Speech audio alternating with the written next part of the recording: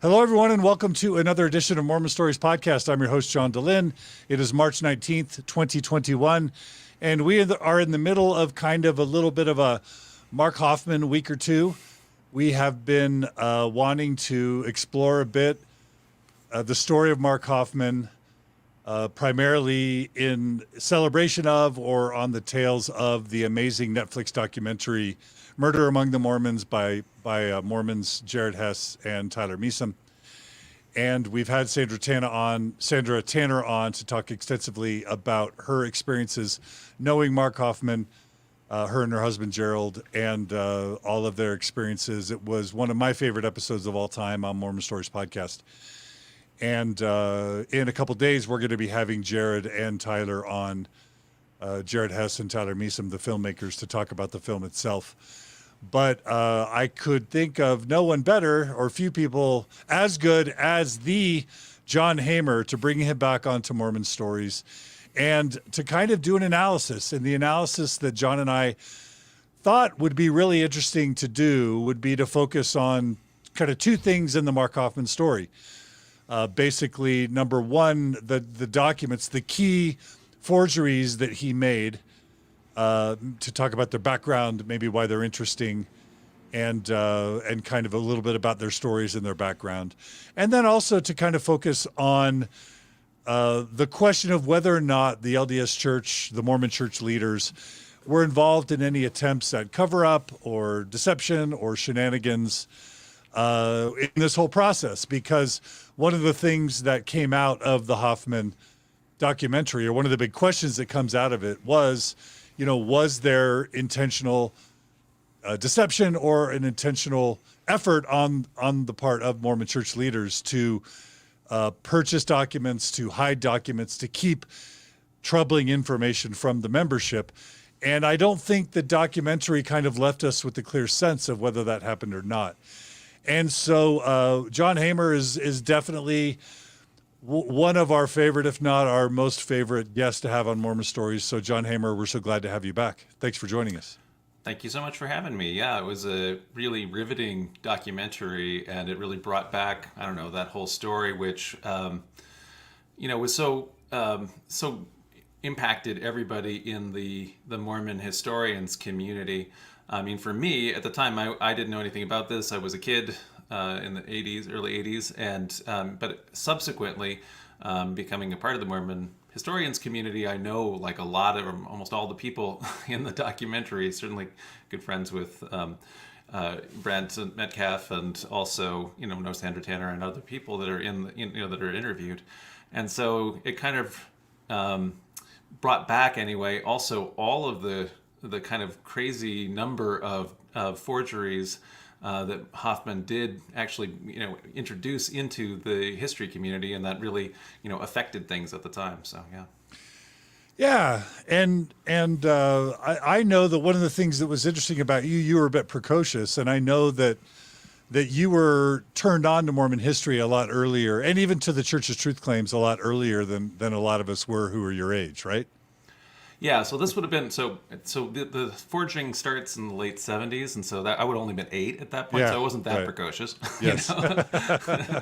But and in fact, actually, I didn't grow up in Utah, so I grew up for the most part in Minnesota, so mission field Mormon, and so I really had no access at all to what was going on in Mormondom, other than what you get out of the church news or out of your manuals and things like that. And so, yeah, by the time I was 16, which is a little bit, like right after Hofmann had been caught and everything like that, that would be when I was sort of doing my own kind of study and deciding, well, there's no way that the Book of Abraham facsimiles are what they say they are. And because, in other words, I didn't have access to any anti-Mormon or independent documents. I was just kind of doing scripture study and deciding that the historicity there couldn't be a true claim. Which I think does qualify as precocious, but we won't hammer that point too much. So, John, for those who, if it's okay, for those who, let's just assume there's some people joining us for the first time that don't know anything about Hofmann, that haven't seen the documentary. Let's just say, let's do Mark Hofmann backstory in 2 minutes. Is that all right? Sure, yeah. So, or however long you want to take. Literally. Yeah, we don't have to go too long. I mean, so Mark Hofmann grows up as a strict Mormon household. He's precocious in different ways than my precociousness. I'm not going to. So but he definitely has, for example, skills in terms of being able to fabricate stuff. So he, for example, finds out he's like a collector, and he has like coins that he's able to, by changing them a certain way, he's able to, essentially forge it as if it were a much more rare coin and get that kind of thing authenticated. He's himself a doubter, and he probably has deconstructed Mormonism for himself by the time he goes on a Mormon mission. And what clearly kind of emerges is he has he gets a lot of satisfaction out of fooling people and duping people. And so he ultimately goes into a business of making what started out as like petty forgeries, where you're adding little signatures or something to make something that maybe is an existing document more valuable, to other kinds of more simple forgeries, and then it escalates into ones that are very, very valuable. Outside of what we're going to talk about today, he's actually doing historical documents in American history generally, not just Mormon history. And so he attempted to forge, or he was in the process of forging, a document called Oath of the Freedmen, he'd forged it. He was trying to get it sold, which would have been the first printed document in American history, and it was at the time going to be sold for $1.5 million or something like that. So it was just a giant forgery. So he graduated from the little ones all the way up to the big ones, although he was continuously doing little scams throughout his career. So Yeah. Okay. So we know that he goes on his mission to the UK. At that time, he's already starting to buy up rare books and documents. Right. We know that he's lost his faith by his mission in the UK, which is somewhere in the mid-70s, right? Yep. And then he comes home from his mission, and so here we've got this intelligent, precocious, already fraudulent, non-believing but fully active and looking the part Mormon. Right. Letting loose, figuring out what to do with his life in the mid-70s. And we've already had we've had Sandra Tanner on. We had her tell the story of how she and Gerald started in the 60s, starting to talk about the problems with the LDS Church's truth claims, like the first vision, Joseph Smith's first vision story that changes over time, that the church tried to hide the very first version because it didn't sync with the later version that became kind of canonized. The Tanner start studying the Book of Abraham that you mentioned, and realizing that it wasn't a translation. And this Wesley Walters character, are you familiar with that name? I'm not. He was the Christian minister that was doing a lot of this historical research in the late 60s that Sandra and Gerald collaborated with. So gotcha. I guess Sandra Tanner kind of set the tone that there was enough hubbub in the newspapers and in dialogue and in other sources that Mark Hofmann would have... For one thing, there was dialogue now, right? Yeah. So one of the things that had happened in the 1960s and the 1970s, it is in fact the emergence of a Mormon historians community. Before this, there had been a couple historians, Von Brody, Juanita Brooks, there'd just been a handful of precursors to what became known as a movement known as the New Mormon History. But what really happened was, after World War II, people in the United States in great numbers went to college, the GI Bill and all that kind of thing. And so for the very first time, large numbers of Mormons were college educated, including becoming trained historians. And so suddenly the church's backstory, which had just been vernacularly known and told as kind of a faith claim style stories of the past, now they were actually being subjected to the actual academic discipline of history, and so actual kind of scholarly scrutiny.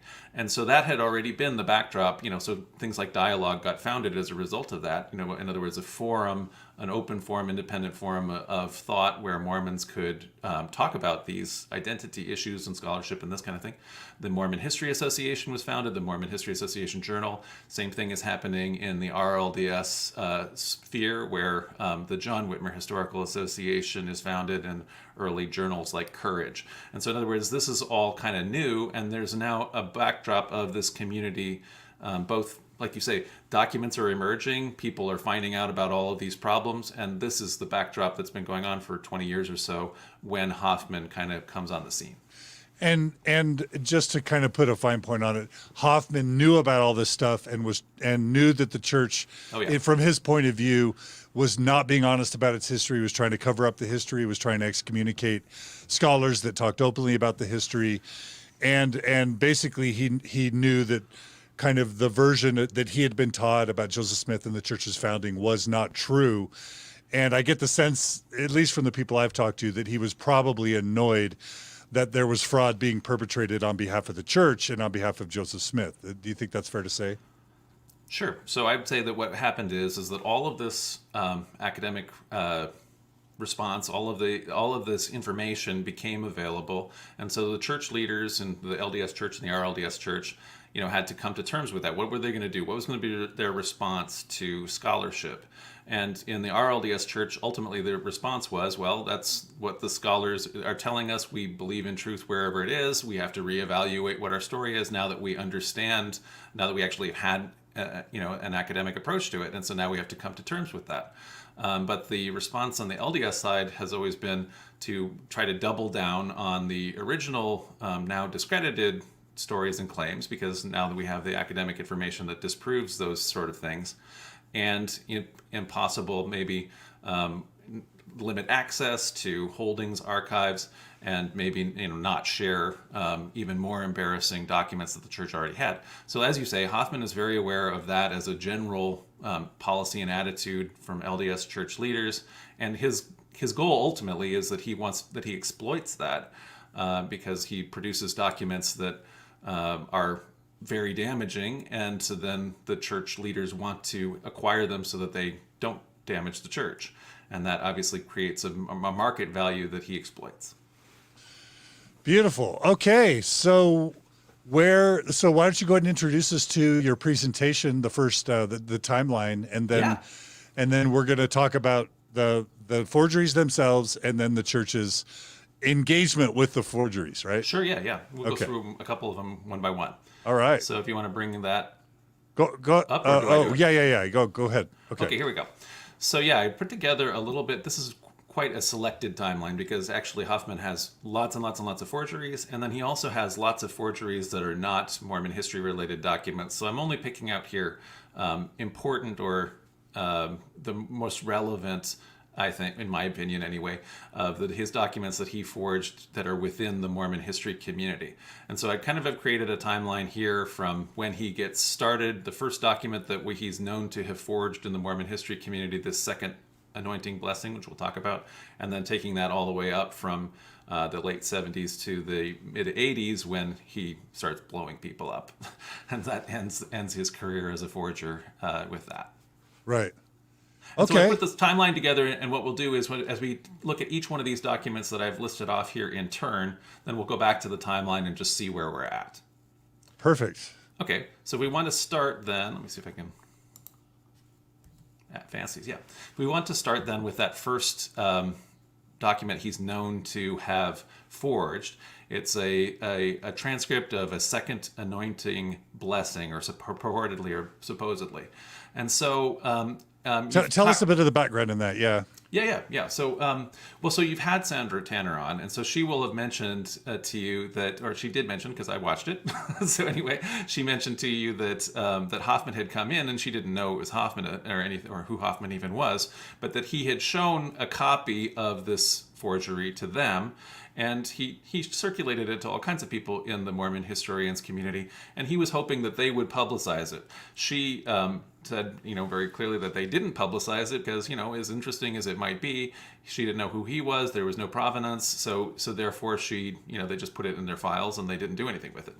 nevertheless, he was circulating it and so on. So what was this thing? So supposedly this is, he said it was from 1912 or 1920, depending on who he was telling people. And it's a description of the secret second anointing ritual.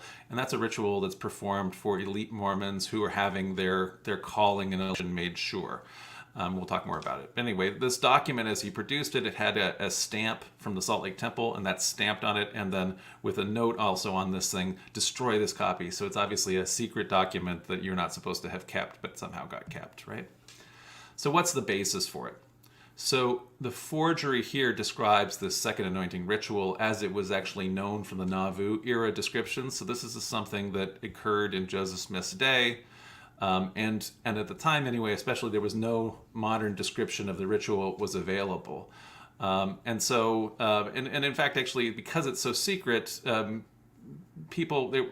leaders don't even want you to know that they're doing this anymore still.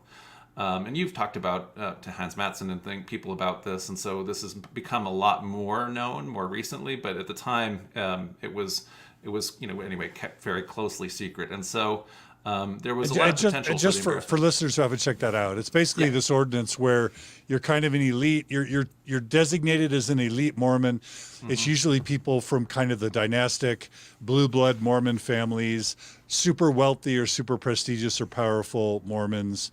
They're kind of called in and said, meet at the temple at a secret time. Don't tell anybody. You show up. There's an apostle there, which is kind of like meeting a Supreme Court justice or a president of the United States. Really prestigious top leaders of the church, and they basically anoint you, wash your feet. The same with your spouse, and they basically bless you and tell you that you are guaranteed exaltation, which means you're guaranteed to be a god. You're going to be a god someday, and your spouse. And as I understand it, there's even a suggestion that your children unto the third generation, your grandchildren, your great-grandchildren, are all going to sort of be able to ascend with you into exaltation. It's a way to sort of take away any fear or anxiety that your kids aren't going to make it with you. And that's what I've heard, but I can't. Well, if only my great-grandfather had been more elite, so I'd have it made. But yeah, so that's like you say, it's something that they didn't want to tell. And like you say, it's only, I think, according to whatever the records that I've read, only a few thousand people have ever had this happen from 1844 to the present. So it's kept, anyway, very, very tight. But if you go to the Mormon Stories podcast website, type in Tom Phillips. He tells his whole story of receiving the second anointing himself, and also Hans and Brigitte Mattson on Mormon Stories tell their story. So we've had at least two people on Mormon Stories podcast tell the full story of their second anointing, and it makes people mad because they feel like it's this elite ritual, and that you can kind of buy your way into salvation. But so anyway, okay, let's jump to the document. Sorry. That's okay. Yeah, so what I can just say about this particular document is that it wasn't, particularly important because it's not bringing up very much in the way of a new information. It's based, again, on the Nauvoo descriptions. But it kind of just illustrates that Hofmann kind of begins with these kind of small forgeries. And so ultimately what happened to it, he sold the document to a Mormon historian named A.J. Simmons for $60 in October of 1979. So. Okay. And again, if there's a pattern that we might see developing, he's picking controversial topics that fill in holes that the church is going to be worried about potentially. Anything else do you want to say as we start to kind of establish some patterns?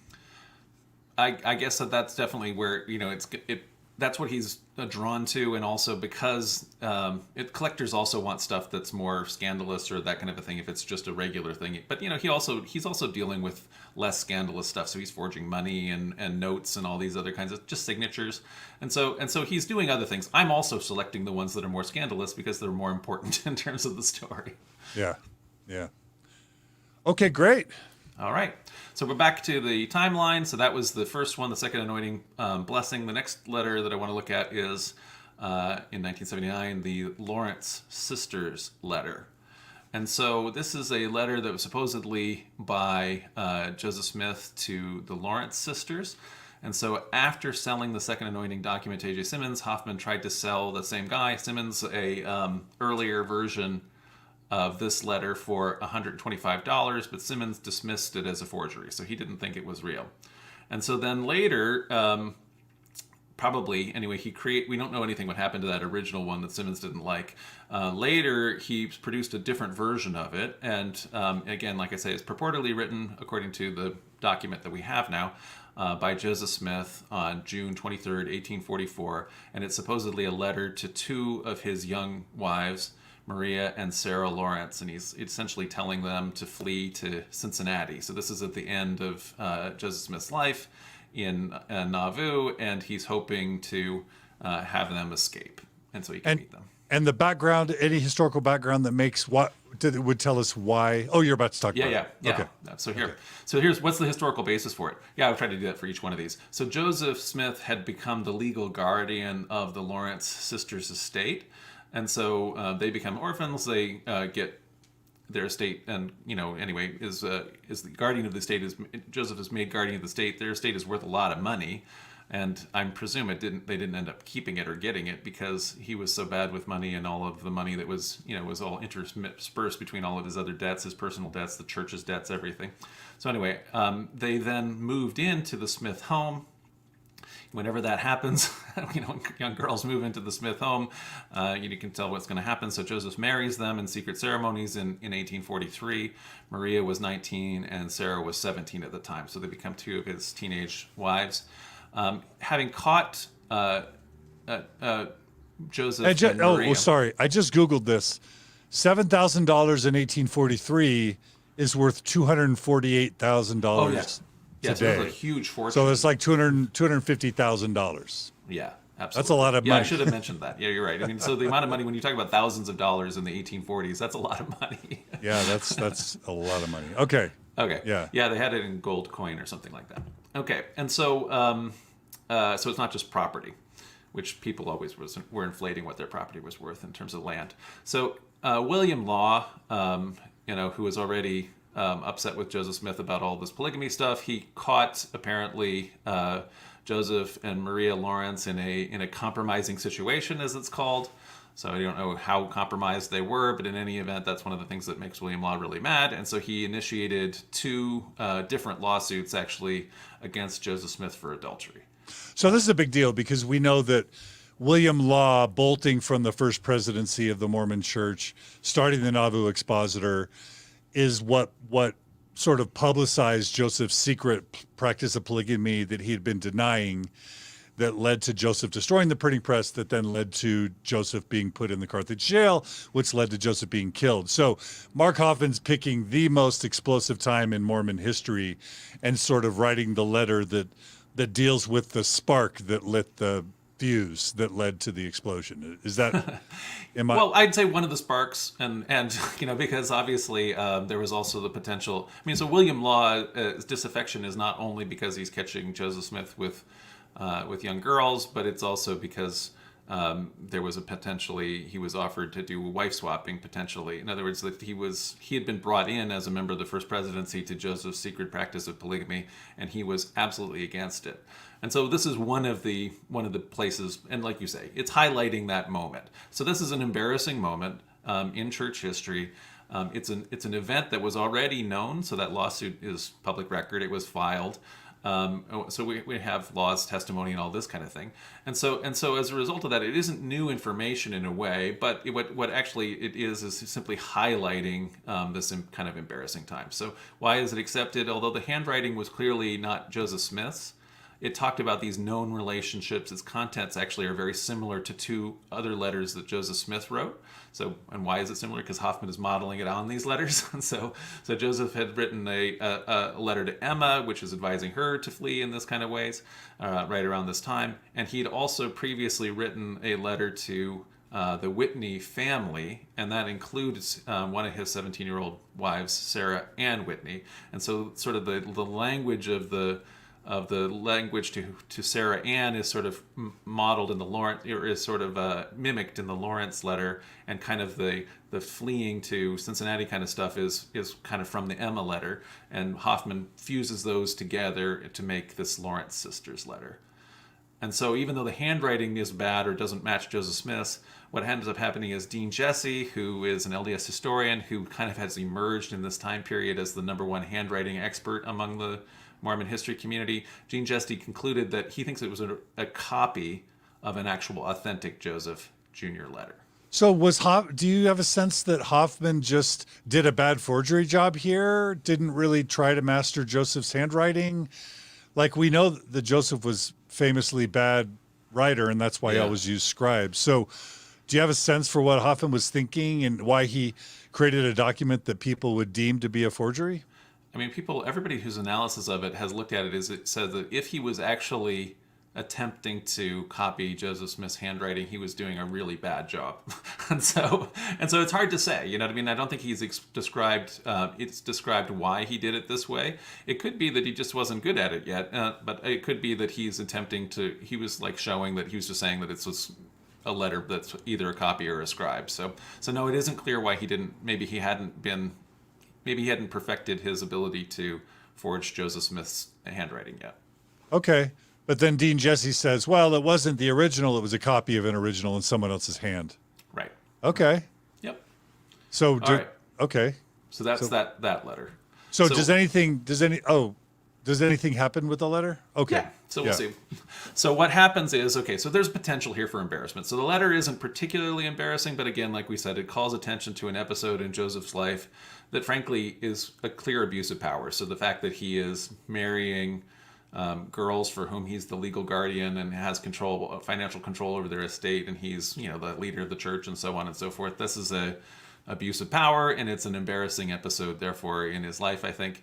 What happened to this particular document? So the letter was donated to the LDS Church, but it put it in the archives, and so even though they kind of controlled access to it, it was not hidden away in the vault or anything like that, because this was essentially talking about a known event. And so, for example, Linda Newell, who is a historian at the time, she is researching the biography, this amazing biography of Emma, Mormon Enigma, Emma Smith. And so Linda Newell had heard about this through the Mormon historian's grapevine, this letter, and so she went to the archives, asked for access to it, and they gave her access to it. So it's not that it was suppressed in that way, this particular letter or this early letter. And one of the things that it did was it made Linda incorrectly assume, this means that that Joseph Smith was continuing to practice polygamy all the way up to the end, because this letter would be the only evidence of that, as opposed to that he put aside the garments and stopped engaging in plural marriage in the last couple months of his life. And how would have Hofmann known that Joseph would have written a letter to the Lawrence sisters? Was this based on other history that was out there? Well, he didn't write a letter to them. So but that it would have been plausible for him to have done that. In other words, where was the smoke? Well, he could have just read about the marriage to them in No Man Knows My History or anything, Yeah. So the list of the plural wives of Joseph Smith is pretty well known. That had all been, wildly debated, before there were actually historians involved. So because the RLDS Church was busily denying that Joseph Smith was ever a polygamist in the 19th century, LDS members went and just got affidavit after affidavit to prove it. And so we actually have so much evidence for that because of that wrong claim that the RLDS Church made. And so as a result, all this stuff is pretty well known. And so he was able to go and know about this incident. Okay. And this... So you've already told us that with the second anointing document, the church passed on it. So there's definitely They weren't even. I mean, he sold it to somebody else. He didn't ask the church. He sells it to Simmons. He didn't even ask the church. Okay. I don't think. Now with this one, we introduce at least this concept of somebody donating a document to the church. Right. Where the church isn't directly buying a document. Right. Now, is that a practice that has kind of been a long-standing practice of the church, and do you want to just talk about that practice, maybe a bit about its history, if you know anything about it, and why the church started doing, when and why the church may have started doing that? So I think that, the church has done that for a whole long time. So I think that, I feel like going all the way back, in a lot of cases, it's actually freelance Mormons who are going and doing it in some cases on their own initiative. So there's a guy, Wilford Wood, who's going around buying up in the early 20th century, buying up all of the Mormon history sites and documents and things like that. The Jupiter Talisman. And so in some cases, people put it in their own collection. Some cases, they donate it to the church. And so sometimes, though, I guess, so in a lot of cases, Mormons are doing that entirely on their own initiative. And I think Simmons here is doing that. And that's, so I think, true for some of the other collectors who end up donating things to the church. But sometimes the church taps people who they have these kind of relationships with, so wealthy Mormons who are likely to make such donations, in part if they want to be able to have a plausible deniability later in the PR room, then when they say, no, the church didn't buy that, or no, the church doesn't have possession of that, because it could be in the hands of the collector until the collector donates it, right? Okay, so if the church doesn't buy it, then they can't be accused of trying to buy up documents, basically. Right. But if they suggest to a wealthy donor to buy it, and then it just happens to be donated, then now is that, some would say that's just fine. Some would say that's a little bit sneaky, because you're basically trying to avoid culpability, but you are in fact acquiring it. Is that lawyerly or sneaky, or is that just standard business as usual for churches or companies? What do we think about that practice, generally?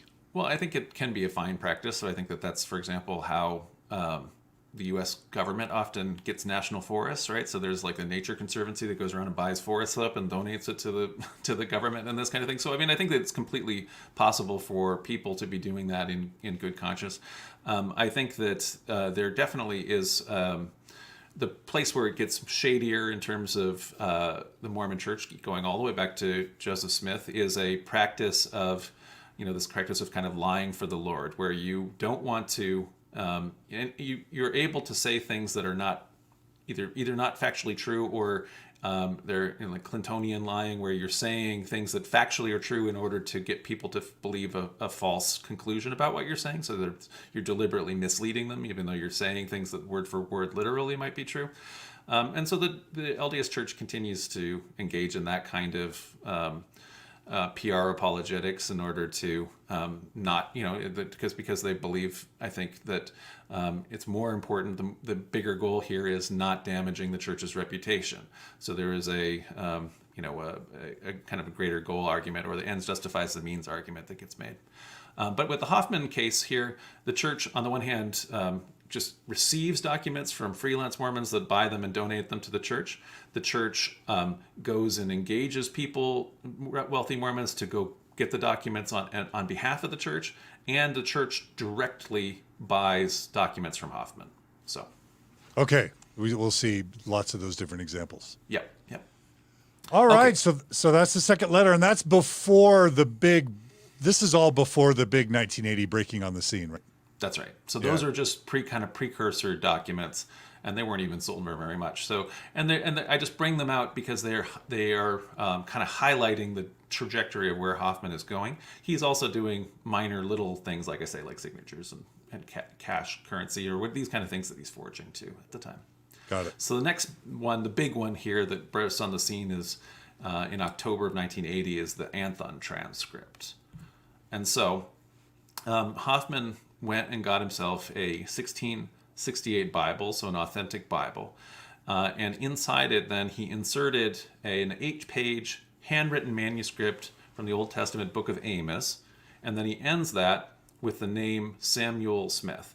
And so, Joseph Smith had a brother, Samuel. He also had a great-grandfather, Samuel. So maybe he's trying to say that this was his great-grandfather Samuel's Bible, is kind of what he's trying to say. But in any event, he's passing it off now as perhaps a Smith family Bible.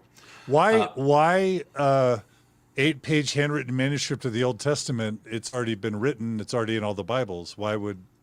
Any idea why that would ever be written out? Well, I mean, so back when, for example, if copying, getting a copy of anything is also very hard. So people might have written out things that are notes that they find very important. Why was it necessary to quote Isaiah at length in the Book of Mormon? We already have copies of it. So it's because books were so much less prevalent, even the Bible, And so there may well have been, I'm not even sure that I don't even actually know in terms of this Book of Amos insert, if Hofmann wrote that all out or if he just had something, a manuscript that he'd gotten and he just put the name of Samuel Smith on it. I don't, it might, that detail is, I'm sure, known. The point of it is, though, it didn't really matter because that insert is just a tease or whatever that allows Hofmann to put the actual document that he's trying to have discovered, glue it in a place where it could have conceivably been this entire time so that it could be discovered. So he takes the Anthon Transcript, the document that is the big deal that he's forging, and he inserts it into the Bible and glues it in so that it's glued in behind this insert. And so as a result, does the Book of Amos thing, does that tie the Bible to the Smith family? Is that part of the deal? If you have Samuel Smith's name somewhere in That's there, right. Yeah, it makes it appear as though it's a hand-me-down from the Smith family. right. Yeah, exactly. okay. So Okay. the Amos part doesn't matter. Yeah. The main matter is that he puts the Samuel Smith Yep. on there, and then he needs that insert there so that there's a place to hide the big treasure document here. Got it. The treasure trove document. And so as a result of that, he just shows the Bible, like the Bible. Isn't this neat? Maybe this is a Smith family Bible. And then he lets his wife Dory kind of see that there's something more in it. And later, actually, he allows A.J. Simmons to actually discover it. And so he brings it to Simmons, who then sees it. And so anyway, so they pull it out and they find this document, the Anthon Transcript. So I want to talk about what the Anthon Transcript is and get the historical basis for us. So the historical basis is obviously during the Book of Mormon dictation process, Martin Harris, who was both the financier of the project and also later becomes one of the Book of Mormon witnesses, he was frequently plagued by doubts. So I'm sure his wife and all his friends and everybody says, you're being duped by this guy. And so in 1828, Joseph told Harris that he had copied certain characters directly from the gold plates onto a page. Harris then took that transcript that Joseph gave him to scholars, including a guy named Charles Anthon of Columbia University, so that he could get it authenticated. And so although we have a lot of recollections from both Anthon and Harris, and they don't relate, in other words, they have different recollections about how that meeting went. What we can kind of say from it is Harris came away feeling that the transcript was at least partially vindicated. So my own reconstruction is that I think that Anthon may have indicated as he's looking at this transcript, he might have said, well, this character here, that might be similar to some of the characters that are in Demotic Egyptian. So he might have said, oh, and that one looks like an alpha or whatever. This might look like this or whatever. So he might have been kind of describing that to begin with before he heard from Harris where Harris had gotten it. And so as a result of saying that, maybe he I think probably introduced the idea that the characters had something to do with Egyptians to Harris, who told it to Smith. And then that is later, in my opinion, worked into the Book of Mormon text, where the text calls the characters Reformed Egyptian. In other words, after the fact, after Anthon maybe made that connection for him. So Joseph ultimately convinces Martin Harris that encounter he had with Anthon fulfills a prophecy that is written in Isaiah 29:11. And the vision of all is become unto you as the words of a book that is sealed, which men deliver to one that is learned, saying, read this, I pray thee. And he saith, I cannot, for it is sealed. So at some point or other, maybe at the end of their exchange, in Harris's recollection, Anthon is essentially thinking that Martin Harris is being defrauded, and so he wants the golden plates to be brought, and Harris essentially says, well, they can't because the book is sealed, and then he says, well, I can't read a sealed book or something like that. Okay, so just to kind of summarize, Harris takes the book to Anthon. They have some exchange. Not the book, just the transcript. Takes the transcript. Anthon says something that makes Harris feel like this is a legitimate. Right. These are legitimately ancient characters, but they disagree on what happened in that meeting. Right. But somehow Joseph gets this Old Testament verse into Harris's mind to believe that Harris's actual behavior was a fulfillment of prophecy, right? And that Anton's behavior was was actually somehow prophesied by Isaiah, and so specifically Isaiah here, when he's talking about this verse in chapter 29:11, that was referring to Martin Harris. So Martin Harris and Charles Anthon have actually fulfilled prophecy that Isaiah saw. And that's got to be pretty powerful for a New England farmer to feel like he's fulfilling Old Testament prophecy, right? Yeah, and it's not entirely unusual. People think that all the time. So I definitely have met people who feel like, when they're reading the Book of Revelation, and it's saying that that they were given the person there was given a book or whatever, that they themselves have fulfilled that, and they have the book or whatever. So I don't know. It's a way that people can't help but. It's like chronocentrism or egocentrism. You think that everything applies to you when it obviously probably doesn't. So it doesn't actually. Got it. Okay. Well, anyway, in terms of the prophecy, though, and that story, again, that's important, Anthon Transcript story and the Martin Harris going to Anthon story, that actually then is later written into the Book of Mormon itself.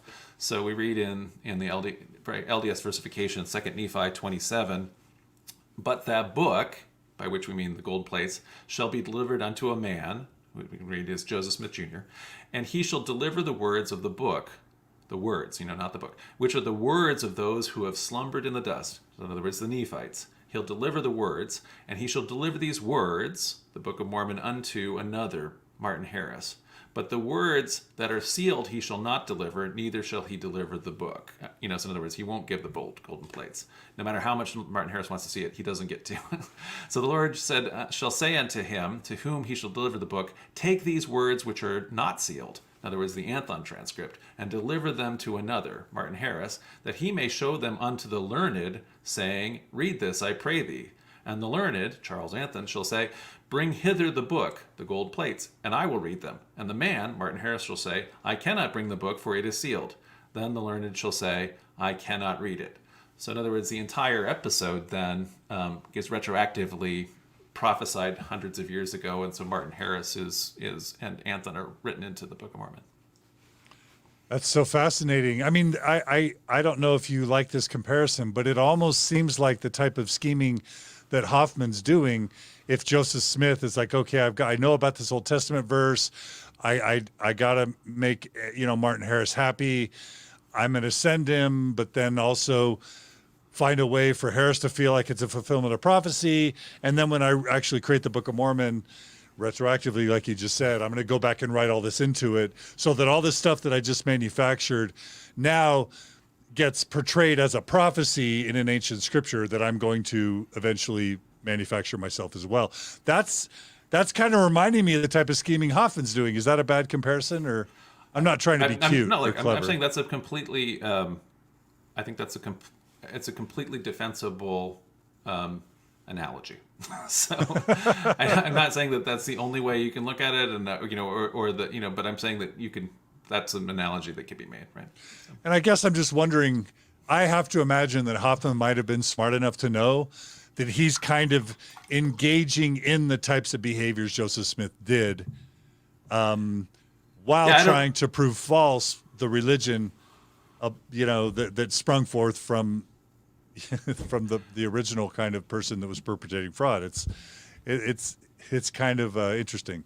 I don't know that that I've read that he had kind of a Joseph Smith complex or any comparison that he himself has made. So I don't. So that would be speculative. So I don't know. Sure. Yeah.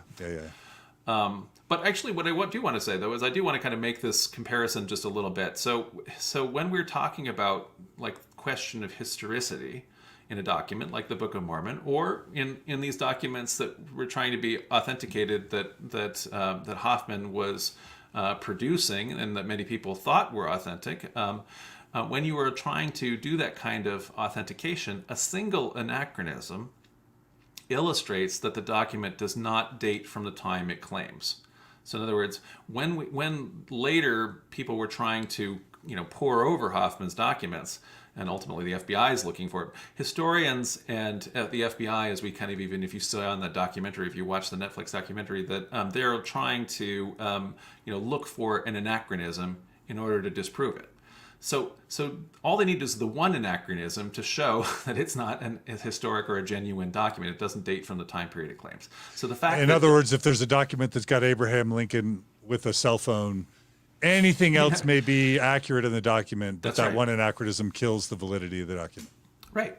And so the fact that Hofmann's documents hit so many historical facts correctly, that doesn't make them authentic, because hitting a so-called bullseye, as some kind of apologists try to say, is totally irrelevant to the question of whether it's has historicity. Getting a couple things right or something really phenomenally right is irrelevant if there are anachronisms. So the single anachronism is the fact that Joseph Smith wrote the 1828 episode with Harris and Anthon into his manuscript. That all by itself shows that the Book of Mormon is composed after 1828 and is not ancient. It's also something that, for all Spalding theorists and things like that also have to, anyway, they have to at least show that Joseph is reworking the thing. But in any event, there's no reason, I think, to believe that. In other words, we can see that the text is composed when it's being orally dictated. But anyway, however, the text itself is so replete, the Book of Mormon, I'm saying, is so replete with anachronisms, and it's also literarily dependent, as we've said in our other previous podcasts, on the King James Version of the Bible. So that proves its modernity beyond question academically. And so, because the anachronisms are all there. So when people are going around arguing about this Nahum business, in Book of Mormon geography or whatever, and this idea of it, they think that that's some bullseye that somehow makes the book ancient. That just discredits the person who's even making that argument. And just for those who don't know, Nahum is that if they find on the Arabian Peninsula some sequence of letters on a stone or on a document that map to the word Nahum in the Book of Mormon when it talks about Lehi guiding his family out of Jerusalem, that somehow that proves the Book of Mormon is true, Is ancient. Is ancient, is historical. Yeah. Exactly. So anyway, and you're saying it doesn't. Count. Even doesn't if, matter. Yeah, it doesn't matter. You could have all kinds of amazing things that it could be correct and everything like that in the Book of Mormon. It's irrelevant because we already know it's a modern document based on the anachronism. Yeah, so, one anachronism kills the document, basically. Yeah, exactly. Yeah. Okay. So why was his forged transcript accepted? So although the Anthon story is very, very well known and it involves a known document, so in other words, an actual Anthon transcript, that document is lost. And so there is a character's manuscript that survives. So this is the character's manuscript that's in the Community of Christ archives. It doesn't, however, match the description that Anthon gave the transcript when he saw it. So he talks a lot about, he has several recollections of this encounter with Harris, and he talks about what the characters looked like, what the transcript looked like, and so on. And in fact, actually, scholars have analyzed the handwriting of the character's manuscript, and it's copied by one of the Whitmers, and so it's later. So they're not encountered with the Whitmers yet. So this is clearly the character's manuscript is probably copied from the original Anthon transcript. But scholars therefore knew that the Anthon transcript, the real one, was missing, and so it's one that people were looking for. Right.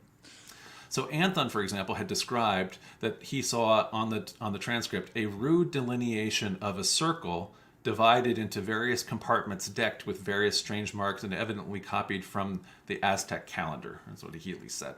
And so you can see in the forgery then, Hofmann then took details that he heard from Anthon in that description, and then he looked at, the characters from the characters document. And so he put those together to produce his own. So this own Anthon forgery, transcript forgery that has the little circle thing there that Anthon had described. He also misspells characters just like the characters document does, but then he included a little correction in pencil, and that really struck historians as a detail that was authentic, because they're essentially realizing that initially Joseph Smith doesn't know how to spell characters, later he does, and so they fix it. Right. So it's basically a remix of what he knew about the Anthon characters and what he knew about what had been said about the original Anthon transcript, right. whatever happened to it. Okay. Yep. All right. So what's the potential for embarrassment of this thing? Well, so though, in retrospect, I would say, in some ways, the entire Anthon Harris episode and also the invented characters is a little embarrassing. But at the time, in 1980, LDS leaders really didn't see this actually as an embarrassing thing at all. And indeed, I had one of these paperback Book of Mormons when I was a kid in the 70s, which is like done in gold, and it had the characters from the characters transcript on it, like as if they're gold plates and things like that. So it wasn't a thing that people were trying to suppress. They were actually, liked it and things like that. And so this was definitely not viewed in a negative light by LDS church leaders. And so instead they saw this as an additional authentication of the Book of Mormon, and it was coming at a nice time in history, 150th anniversary and things like that. And so they were using of the organization of the church, and so they had a whole PR thing that they did about finding the Anthon Transcript. So one of the potentials for damage is that some of these characters, apparently, that Hofmann included, especially into the Circle, were taken from 19th century magic books. But that wasn't immediately apparent, and even though he was kind of wandering around telling historians that or trying to get them to make that connection, it wasn't as much made at the time. But you could kind of see his motive going forward, given that he later has all kinds of details that he's adding about Joseph's earlier magic background. And this may be, again, kind of a window into that route that he's going. So if I'm hearing you right, like we all know now that Joseph Smith engaged in heavy folk magic, treasure digging, used the seer stone in the hat, had the Jupiter talisman, had the superstitious worldview, both possibly as sincere beliefs, but also as a mechanism for deceiving people.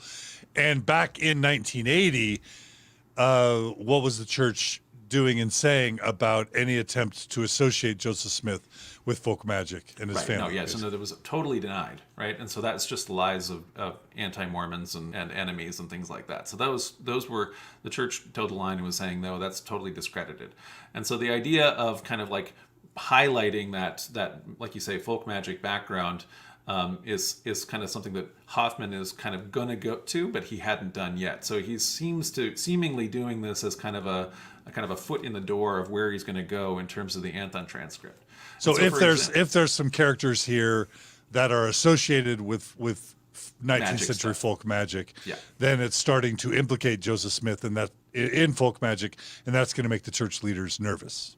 Yeah, if they later make that connection. So in other words, they don't initially see that when they look at the Anthon Transcript, but the disc, what Hofmann tries to show people who, later as he's hanging out in the Mormon historians community and trying to get people to make these connections on their own. And so he has a talisman that has kind of similar markings that are historic, and he's saying, hey, isn't there something? Does this remind you of anything? So is this reminding you of that circle that's on the Anthon Transcript? Is there a connection between the magic characters here in my little magic talisman and the Joseph Smith thing? Anyway, so he didn't. That's the kind of the direction that he's going. So what became of this document? So the forgery was purchased directly from Hofmann by the LDS Church for $20,000, but in trade items. So they give him a bunch of stuff out of the history collection, which is crazy that they were still doing that back then. But anyway, so that nowadays I think that wouldn't happen. They just give money, or get a donor to do it.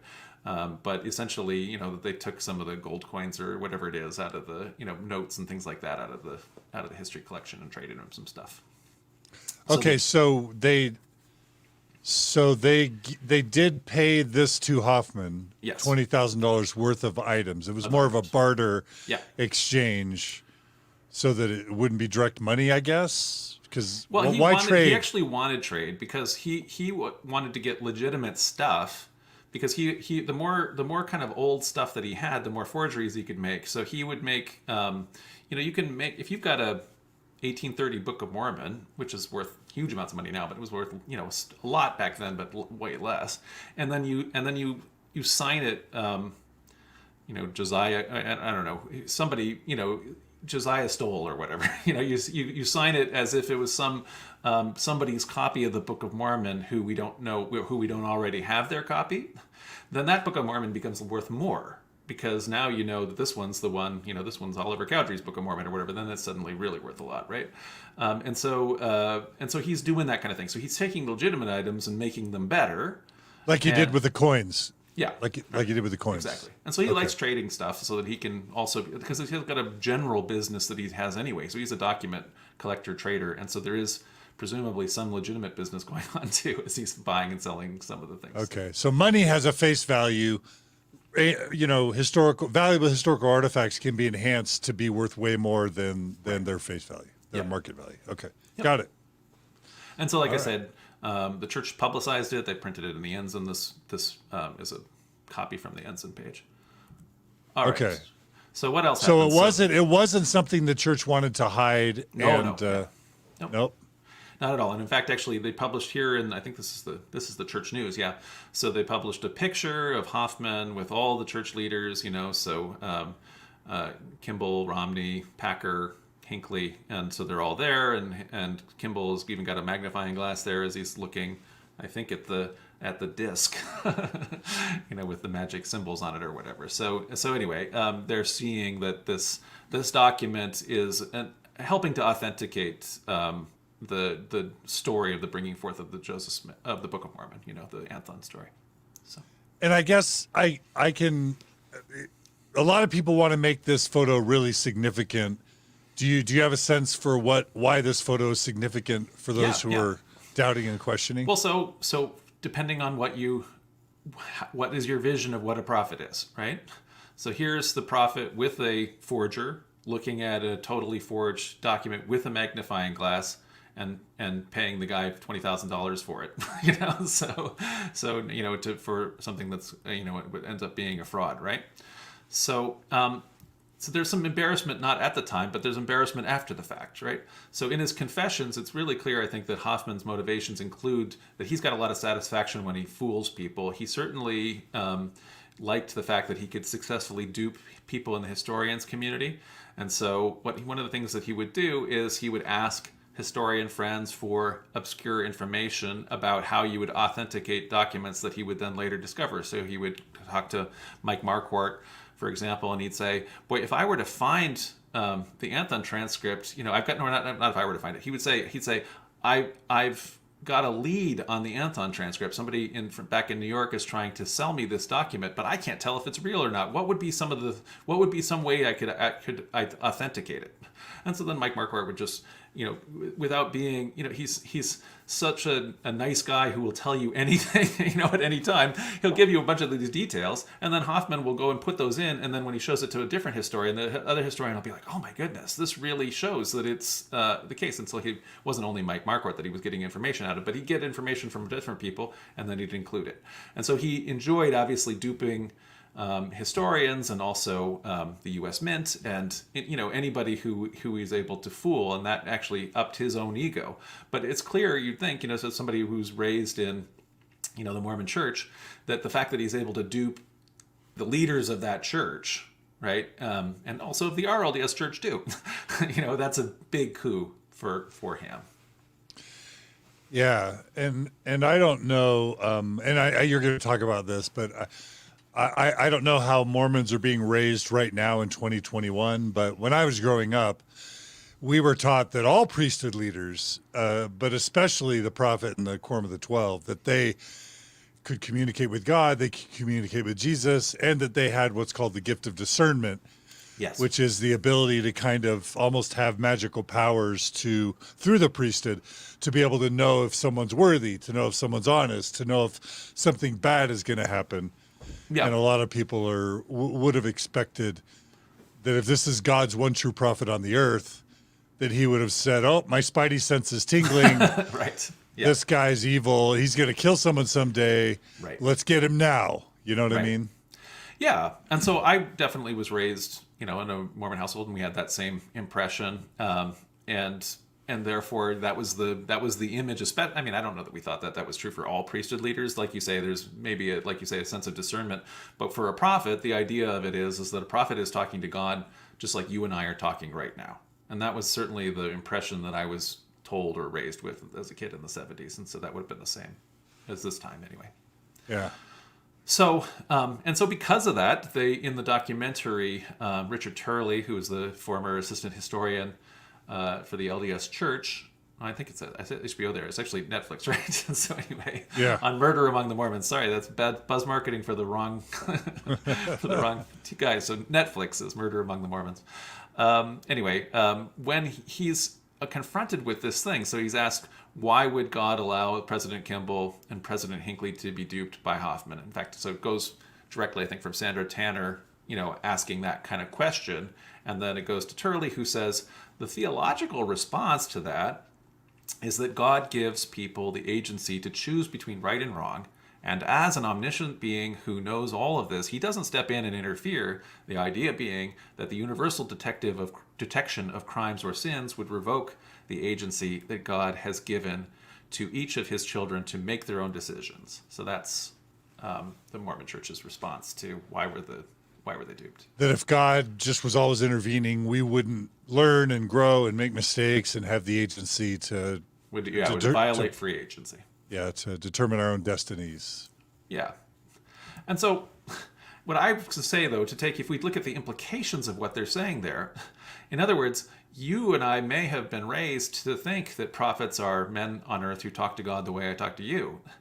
But you would be wrong, because as Turley points out, if God were giving out sure knowledge like that to mortals, that would violate human agency. And it would actually mean that God is having the kind of capricious intervention. In other words, by telling so-and-so that, oh, Hofmann's a forger or something like that, he's actually intervening in that kind of a capricious way when he's clearly not intervening when other great evils happen. So he didn't stop the Holocaust, but he could have if he'd wanted to. And so the answer to that philosophically theologically is the problem of evil. And what that means is if God is doing the one thing by talking to Spencer W. Kimball, then he's responsible for the Holocaust because he could have stopped it.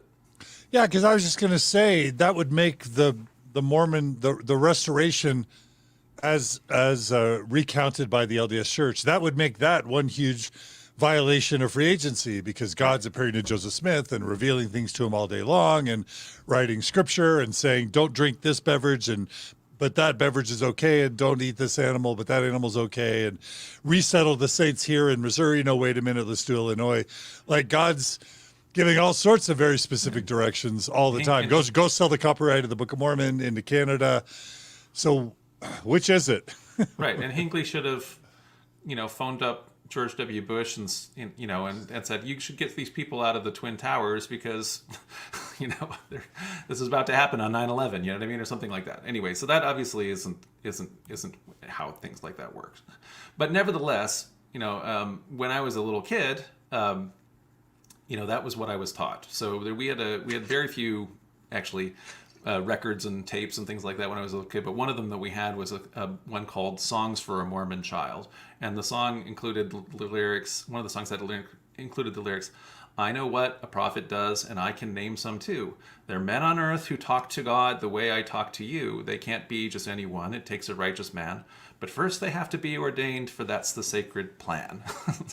Anyway, so the fact that all LDS prophets know from their own firsthand experience that God hasn't ever spoken to them the way you and I are speaking, the failure to correct that misimpression so they don't constantly say over the pulpit that you guys might think that, or you might have had that in your Sunday school song, or this is actually a private company that made it. But anyway, you may have been taught that, but that's wrong, and I want you to not have that impression.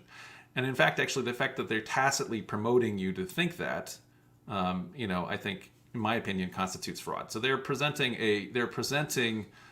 a false understanding, and that's the implications here in even in the admitted theological response are that they aren't actually receiving things in that way. So yeah, and it's almost as if they want to say God directly intervenes and talks to prophets when it bolsters the founding story of the church, but then whenever something bad happens and prophets mess up or prophecies don't come true, that's free agency. that's free agency, and God, and they want to kind of have it both ways. And like you said, a true act of integrity would be to just sort of have this general conference announcement. We understand you have this impression that we talk to God directly and that there's a direct line of communication, but there isn't one. And you guys all need to not believe that, because we're just all doing the best we can, trying to figure things out like you. And we make mistakes as much as anybody. We might be responding to inspiration, but it's not as if God is talking like a human being to you, to me, or something like that. Yeah. I think of the Wizard of Oz in this case. Like, if it's just this old dude with a long mustache and a tweed jacket and a bow tie, that's one form of majesty or credibility. But if it's this huge Oz character with steam and lights, and it feels more powerful, and it engenders more belief. And this touches on the way that the brethren make the members feel the majesty, when really it's just kind of normal old dudes behind the curtain pulling the levers, maybe. Absolutely. And by the way, they are doing the exact thing literally in terms of the Wizard of Oz thing because of the media department. So you can go in to see all the movies, and so you go into the museums and there's the God, or I presume in the temple, the movie too. Anyway, so God is being presented in that way, in a very real sense, using movie special effects, and then also you go to Temple Square and every piece of artwork is this literalistic metal statue that's like people experiencing physical visitations, and it's made in bronze, so it's really made very literalistic. So it's not a misimpression that I think that people are getting just how did they ever think of that? No, they're deliberately inculcating that idea. So. Yeah. Okay, that's important. That's an important foundation. And okay, so thanks. there we are. We had gone through our first three documents that we're highlighting. Yeah. And so now we're to 1981. Let me just say quickly. There's at least one other big thing that happens. As soon as Hofmann's got his photo in the Deseret News next to the prophet and the First Presidency and a couple key members of the Quorum of the 12, now he's hit the big time. He is hobnobbing, rubbing shoulders with the elite leaders of the church. Yeah. That's going to give him all sorts of credibility in the business amongst believing Mormons and amongst the Mormon historical community. Because who doesn't want that level of access? That's everyone's dream, right? Right. Oh, yeah, absolutely. So, now he's hit the big time. Now he's big time. Yeah. Yep. Okay. All right. All right. And so, as long as he's hit the big time, you might as well find more spectacular documents. Yeah, let's go bigger. Which he does. Yeah. So, in March of 81, Hofmann produces a text of a blessing given by Joseph Smith Jr. to his son Joseph III, which included the promise, "He shall be my successor to the presidency of the high priesthood, a seer, a revelator, and a prophet unto the church, which appointment belongeth to him by blessing and also by right." Yeah, and we have non-Mormons that listen to the show, and so basically, when Joseph Smith died, there was a question, right, about who would succeed him, because he didn't make it clear before he died, because he didn't expect to die. Is that fair to say, John? Well, I mean, the clear successor at the time of his death would have been Hiram, but Hiram also gets killed. So right. Hiram was the his brother, assistant president of the church, and so he would have probably been the successor. But yeah, there's no other succession mechanism that was outlined. There was no constitution of the church. There's nothing at all that says that when the president of the church dies, the first presidency dissolves and the head of the Council of 12 becomes president. That absolutely doesn't exist anywhere. So when he dies, the members have to scramble and figure out who's our leader. That's right. And so they definitely have to, they have to figure that out, because that was not something that they imagined was going to happen. So. And at the time, Joseph Smith, I'm sure you're going to talk about this, but at the time, Joseph Smith III, his son, was super young, right? Right. Yeah. Just like 12 or whatever he is at the time. So, so the historical basis of this thing, this document that behind Hofmann's document. So several times in Joseph Smith the third's life, his grandfather Joseph Smith Sr. and his father Joseph Jr. gave blessings to him that indicated that he would one day, be a prophet in his father's footsteps. So there was Joseph Sr. had a patriarchal blessing that said as much, kind of early on.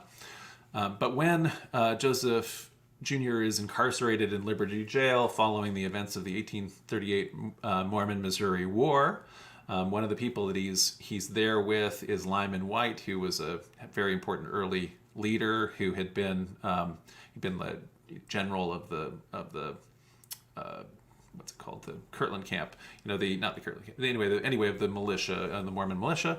Anyway, so Lyman Wight recalled that Emma had brought Joseph III to Joseph Jr., who blessed him, quote, "You are my successor when I depart," according to Lyman Wight's recollection.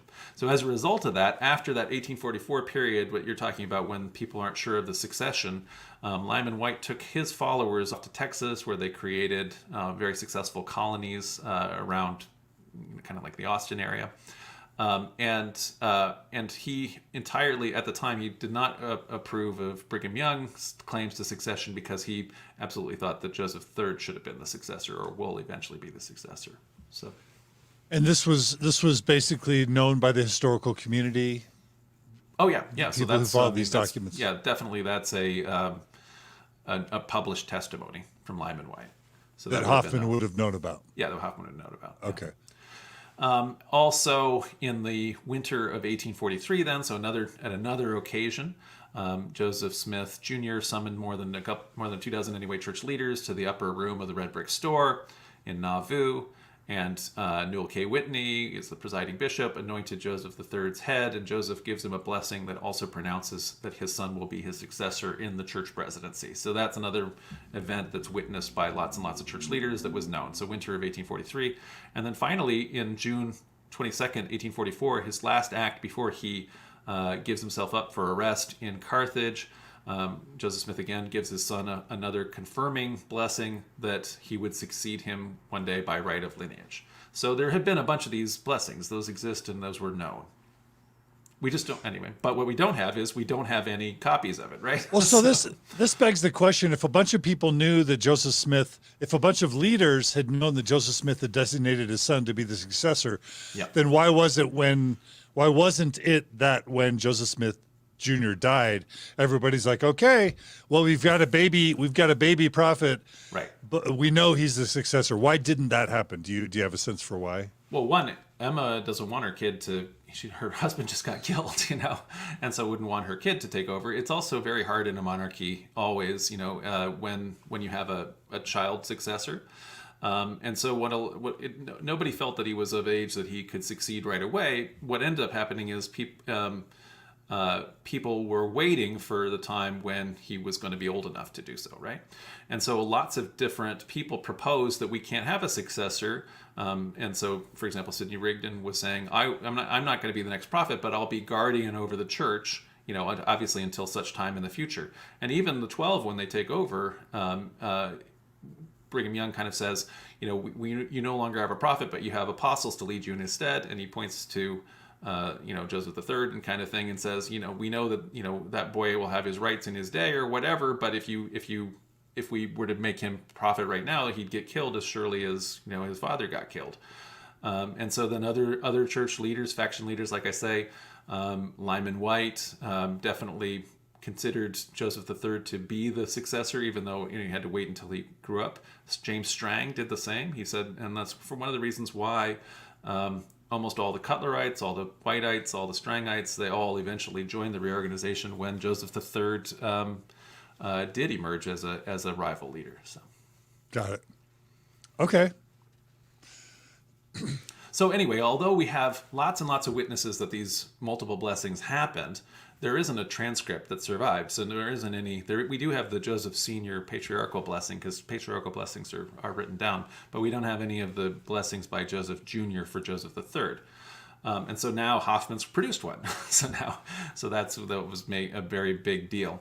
So anyway, this document, as you can imagine, based on what we've just been talking about, has a bunch of potential for embarrassment, specifically for the LDS leaders, right? So by creating the text of a Joseph III blessing, Hofmann is seemingly confirming Joseph Jr.'s prophecy that his son would succeed him, and that potentially undermines LDS leaders and their claims to authority through Brigham Young. So he's essentially saying, no, the prophet really did say, our LDS guys are right?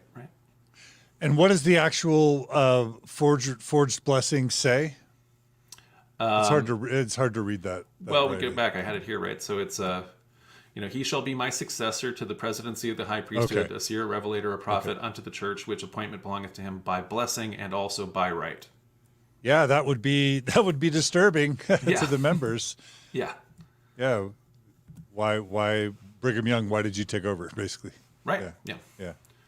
So Hofmann knew that he did that on purpose, obviously, in order to try to get it to be worth a lot of money, and he double deals. So he attempts to play the RLDS Church and LDS churches off against each other. He seemingly only is interested, frankly, in shoring up RLDS interest in order to raise his asking price to the LDS Church. He doesn't seem to have been very serious about. I don't know. He might have sold it to the RLDS Church if the RLDS Church had moved faster. So Hofmann promised to trade the document to the RLDS Church for a Book of Commandments. So this is the precursor to the Doctrine and Covenants, and it's essentially the rarest printed Mormon book because, if you remember the story, they were printing it in Independence in the very earliest days of the church when the mob came and destroyed the press, and so almost all of them got destroyed. And so they're worth crazy amounts of money nowadays, but anyway, they were still worth a lot of money back then.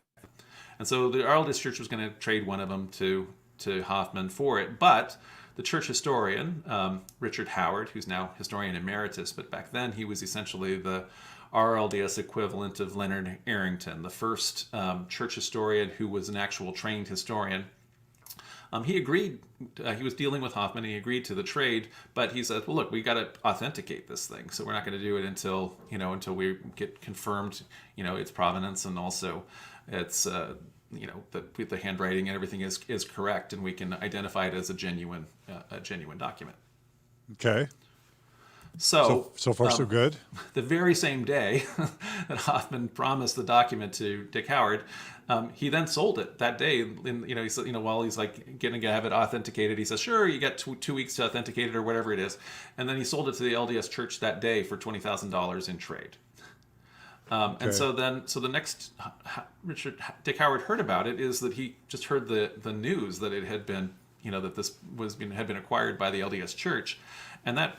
He's pissed off, as you can imagine, because he's been in these negotiations, and he doesn't necessarily even suspect Hofmann here as being the double dealer. He maybe thinks that the churches are not entirely on good terms, right? And so if you imagine that that the LDS Church has kind of swooped in and grabbed kind of your crown jewel document, it made him really angry. So he called up people in the history department in the LDS Church and really complained at them. They actually were innocent because they had actually, in their dealings with Hofmann, they said, "Well, look, if you're dealing with the RLDS Church, wait until that's done, and if they don't buy it, we'll buy it." And he essentially didn't do that, right? So he was prepared to get it to the LDS Church. So unaware of the double dealing, then the LDS Church agreed then to trade. They'd already bought it. They'd given $20,000 in goods, in historic documents to Hofmann. They owned it. They're talking to Dick Howard now, the Community of Christ, the RLDS historian. He says, "Look, I don't even want to deal with Hofmann anymore. He lied to me. He cheated me. All those kind of things. I'd rather deal with you guys." And so then the two churches make a deal. And so we took that same Book of Commandments and traded it to the LDS Church. The LDS Church then gave the forged Joseph III blessing to the RLDS Church. So that strikes me as a bummer for the RLDS Church because they get a fake document and they give up something very valuable to the. Well, at the time it was a bargain, right? Because at the time it was such an important thing to get. But yeah, it would be a bummer ultimately, except again, this is quite a nice thing to have done in the end. So the LDS Church, I think, ended up giving. Yeah, I knew after the whole Hofmann bombing and he goes to jail and everything like that, the LDS Church gave the Book of Commandments back. Nice. So that's nice of them. Okay, good. That's good to know. And I think we get to keep, and I think my understanding is we also got to keep the blessing. So in other words, there is value. There is value to a Hofmann forgery, right? A Hofmann forgery. It's not worth as much of a Book of Commandments, but it's still valuable. So, all right. So what happened to it? Okay. So although a lot of historians pointed out that this date that Hofmann gave for this blessing, January the 14th, 1844, that didn't match the known events. So it's neither the date of the last blessing and it's not the one earlier either. And so it wasn't right. It was January instead of spring, and it wasn't anyway an earlier one. So nevertheless, at that point, RLDS historians didn't do a lot of additional authentication because they believed that LDS experts had already kind of authenticated it. And also, Hofmann had given Dick Howard and everybody to believe, I think, that the LDS church actually had their own copy of it in their own vault, and so that authenticated it. So in other words, he'd kind of pretended that was a secret. There was a secret document that authenticated this one, or so and so, whatever. So the RLDS Church then therefore believed the document was authentic, and it made the document public. It even took it, and the World Conference of the Church voted to add it into the historical documents appendix of the RLDS Book of Doctrine and Covenants. And so then that became printed even in the back of the book there. Later, when it was proved a fraud, then the whole historical documents appendix was removed in what we call the historical appendectomy. I love it. I love it. So in the same way, we'll ask, okay, about this duping business. So why didn't God tell President Wallace B. Smith that the Joseph III blessing is a forgery? And again, I'm just going to say the answer from the RLDS perspective is God doesn't talk to humans the way you or I speak to each other in community of Christ, understanding anyway of revelation. Revelation is a human response to divine inspiration. So even when Isaiah or so on, whoever is saying, "Thus saith the Lord," and then speaks the Lord's words, those are in fact the prophet's words, because the prophet is speaking. You can say they're inspired, or however you want to understand it. That's how we understand it. But it is not those are not God's words, because God isn't a human being that talks like humans. So. If you were gonna, and of course, you know, so many of us are fans of the approach or the integrity of Community of Christ, and we'll give you a chance at the end as well to talk about what you do for them and your role with Community of Christ now, because we're all huge fans. Let me just ask you: so, was this document explosive? Was it like causing Mormons in Utah to question whether Brigham Young was the rightful successor to Joseph Smith? Did it cause a big stir? And what about the question of the church trying to hide or, you know, manipulate or deceive the Mormon church in this case? Yeah, so in this case, because Hofmann had already leaked the thing, and the RLDS Church was aware of it by the time the LDS Church, I think, was also aware of it. And so because it had already been shown around, there was no potential to suppress it. So, and like I say, I actually think that the LDS Church's dealings, especially with this document, the Joseph III blessing, were really above board and very good. And, you know, they found themselves the positive recipients of it because of the way Hofmann was playing the two churches off and manipulating Dick Howard and things like that. And they took the real high road of you know, making the trade on their own. And then, like I said, even when it all, in the end, I think they also gave back the Book of Commandments. So I think that don't have anything to criticize in terms of what the LDS Church and leaders did in this particular case. In terms of it being explosive, I don't know that how many people in in the pews in Utah said, "Oh well, I guess I'm going to be RLDS now." So I don't think that really happened too much, but it certainly was exciting for the RLDS Church, and so they printed a special facsimile editions of it. I've got two of them here in my library because people had them, and so we have those special editions of it and things like that. And this is probably its own episode, obviously, but like, why wouldn't this be explosive? Why wouldn't this cause a bunch of people to say, "Wait a minute, Brigham Young shouldn't have been the successor"? Why not? Was there apologetics that the church would have produced to help provide explanations? Yeah, absolutely. You know, and so so Mormons have apologetic arguments for why Brigham Young should have been the successor, and so there's a argument that he was transfigured, right? And so that's a traditional story. It doesn't actually date from the time period, but in other words, people saw a vision, according to the story, of Brigham Young turning into Joseph Smith or whatever, you know. And so that's a miraculous reason, even if it's not an accurate story. It didn't happen. Another one would have been that Joseph Smith had given the 12 all of these special keys, and only they had the keys, even though. And the problem with it is that that's not the case.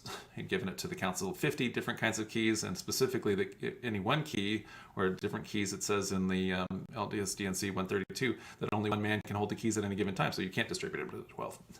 So anyway, I would say the apologetic arguments exist. I don't buy them myself, but I think they were satisfying to LDS members. Yeah, most would have probably never heard about any of this because we tend to be primed as Mormons to only pay attention to correlated, approved sources. Yeah.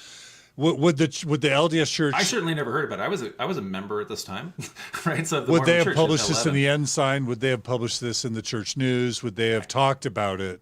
And I don't know what they did in terms of this, but I wasn't aware of it. I certainly never heard of this until I was an adult. So okay. Yeah. All right. So we've gotten through 4 of these documents that we're highlighting. So now we're to the middle of 1981. The Joseph III blessing has gone to the RLDS Church. The blessing, according to Hofmann anyway, as he forged it, was written in the handwriting of this guy, Bullock. And Bullock is one of Brigham Young's clerks. And so there's an additional part of this Bullock collection, according to Hofmann. In other words, there's more documents that go along with the blessing. And so I want to look a little bit at one more of these. It's the Bullock letter to Brigham Young. And so, Joseph III blessing was supposedly written in the hands of Thomas Bullock, who is clerk of Brigham Young, and it's from this Bullock collection, according to Hofmann. So on September 4th, 1981, after the whole thing has gone down and the RLDS Church isn't going to be ending up with the blessing, Hofmann then meets privately with Gordon B. Hinckley to share another document from the Bullock collection. And so this is supposedly a letter from Bullock to Brigham Young relating to the Joseph III blessing. Why is he doing this? So Hinckley had been called into the LDS First Presidency, and if you remember kind of at this time, he was like younger than a lot of the other leaders that had been there. So President Kimball was getting exceedingly frail, and so this is kind of the beginning of when Gordon Hinckley is sort of the active leader of the First Presidency in his long reign after he later becomes church president. The Bullock letter implied very strongly that Brigham Young had actually ordered Bullock to destroy the Joseph III blessing.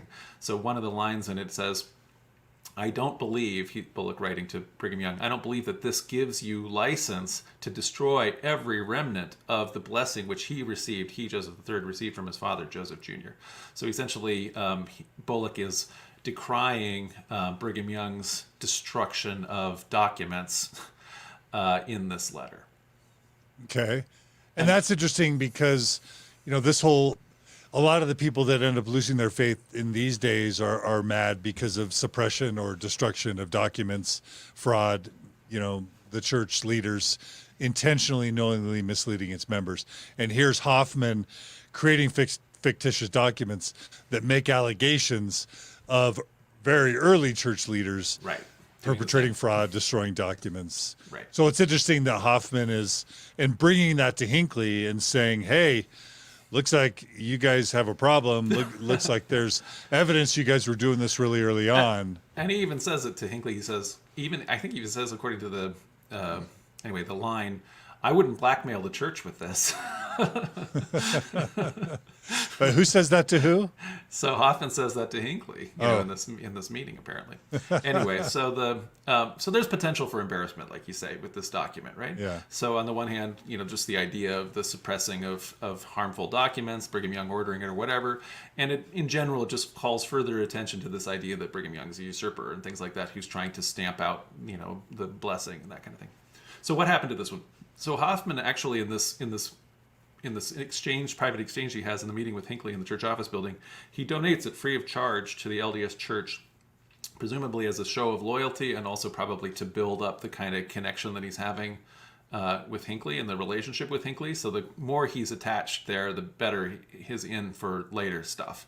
And so essentially this document isn't particularly valuable. It's just a clerk kind of talking about the suppression of documents and things like that. It's potentially a little damaging, but the fact that he gives it free of charge, kind of puts him on the ends with Hinckley.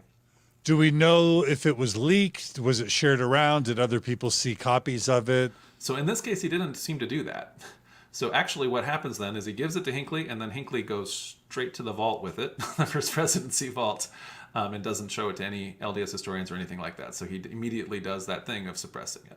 So if we're looking for if some people are looking for some smoking guns, this is an instance where a top church leader acquires a document and then puts it in the vault, acquires a certainly embarrassing, potentially damaging document, Yeah. and suppresses it. Yep, just puts it right. Which in is the vault. ironic. It doesn't even tell their own historians about it. In other words, it's not like with the Lawrence sisters letter, which goes into the archives and has, like, let's say, limited access, but some historians can go see it. It's one that just goes straight in the vault, and nobody's going to see it until after all this stuff comes out. So ironically, Hinckley is suppressing a document about document suppression. Is that right? Yeah, that's the irony. Yeah, Okay. or the pattern. I don't know either. Right? Okay, well, I think that is significant. Yeah. Yeah, okay. Okay, so now we've gotten through first 5 of the ones we're looking at in the end of 81, and now we're going to go to a letter by, supposedly, it's a forgery, obviously, by Joseph Smith's mother, Lucy Mack Smith, that is in 82. So in July of 82, Hofmann produces a letter supposedly from Joseph Smith's mother, Lucy Mack Smith. It's dated January 23rd, 1829, and so it would have been for a very, very early Mormon history document. And in it, she is describing the coming forth of the Book of Mormon. So part of the quote, in the part of the letter anyway, says, "The Lord has made his path known to Joseph in dreams, and it pleased God to show him where he could dig to obtain an ancient record engraven upon plates made of pure gold, and this he is able to translate." So she's essentially announcing that kind of coming forth of the Book of Mormon. Okay. Okay. And what's Let's go through and look at it. So as the letter is supposedly contemporary with the translation process, it would be among the earliest documents that we even have relating to Mormonism. And one of the things that it does is it sets up and it describes what might have been found in the earliest composition part of the Book of Mormon. So the lost 116 pages. So the original manuscript of the Book of Mormon that was lost by Martin Harris. Lucy is describing that here. And so presumably one of the things that's happening in this letter is Hofmann is kind of in the back of his mind laying out what the kind of details that he would then later include in 116 pages if he ultimately produces what is essentially the most fabulous potential forgery in Mormon history. So in other words, if you could ultimately come up with the last 116 pages. And so here is a letter that gives details on it because it's the very earliest description we would ever have of it. okay. So it's kind of him setting up himself for later. So what happened to this document? So Hofmann sold this. So is there anything embarrassing about it? Yeah. So this was not really embarrassing, I think. So yeah, this one isn't. That's not what we're dealing with here. It's more him setting it up. Not every one of these documents is embarrassing. Actually, there's a lot of them I'm not including that aren't embarrassing at all. Yeah. That he's selling different things like statements from the 3 witnesses and things like that that aren't particularly embarrassing, but just making money and also maybe setting himself up for future authentication stuff. Yeah, and one of the things that was new to me that I didn't realize is that within Mormonism, it appears as though Hofmann was setting up his ultimate coup de grace, which was to produce the 116 pages himself after the McClellan papers, and that would be kind of his crowning glory, so to speak. Do you have a sense that this might have been a precursor to that? Yeah. So this was, I think, a precursor to that. So he's already kind of floating that around. And certainly he's already simultaneously, I mentioned like another document that's kind of happening around this time, or, anyway, in the course of his career is he produces like a Martin Harris testimony. Martin Harris gave lots of testimonies, but we don't have them written in his hand. So one of the things that we lack a lot of with Martin Harris is his own handwriting. We have signatures, but not really his handwriting. And so by producing Martin Harris documents, Martin Harris is ultimately the scribe for the 116 pages, or the principal scribe. And so if there's already in the record Martin Harris documents with Hofmann's handwriting, Hofmann's Martin Harris handwriting, then later when we get to the 116 pages, people will say, oh, well, this one really matches these other Martin Harris letters that we have, so that would authenticate it. Got it. So what became of this document? So Hofmann sold the letter to Mormon collector Brent Ashworth for about $33,000 worth of artifacts and trade. So again, lots of just different Mormon history artifacts that Hofmann wanted and could use. Ashworth's goal was to share it with the LDS Church and have the church history department release its contents, but this is again is one of those cases where Hofmann just is leaking copies like crazy of it throughout the Mormon historians community, and so it was already very well known by the time Ashworth was going to be ready to make those kind of announcements. So now this kind of in at least our discussion brings Mark Ashworth on the scene, because Mark Ashworth later is the one who's involved in the McClellan papers, and he's the one that ends up putting the heat on Hofmann. So what do we know about Ashworth? What do we know about his relationship with the church? Is he acting as a dealer for the church? Is he acting on behalf of the church? No, is he just doing all this independently? With this one, it sounds like I think if my understanding is anyway, for this one, he's acting totally independently as somebody who's interested in Mormon history documents. He's a collector himself. He had to, in order to get up to that amount to trade with Hofmann, he had to give a lot of his great stuff, in order to get it. But he is just excited because essentially this letter is the first letter about the coming forth of the Book of Mormon. It's the earliest Mormon history document that people would have had, and it's not particularly damning or damaging or anything like that. And so it's just something that would be very special to have. And so I think that's what he's doing here. Okay, got it. All right, so that takes us through 82, and now we're going to get to 83 with the Josiah Stoll letter. Okay. So in January 83, Hofmann produces a letter dated June 18th, 1825, from Joseph Smith Jr. to Josiah Stoll. And that, because of that amazingly early dating, so this is a letter from Joseph Smith Jr. and signed by Joseph Smith Jr., dating to 1825, supposedly. That definitely then replaces the Anthon Transcript, which previously had been the earliest Joseph Smith handwriting document, right? So now we have an earlier one with this letter to Josiah Stoll.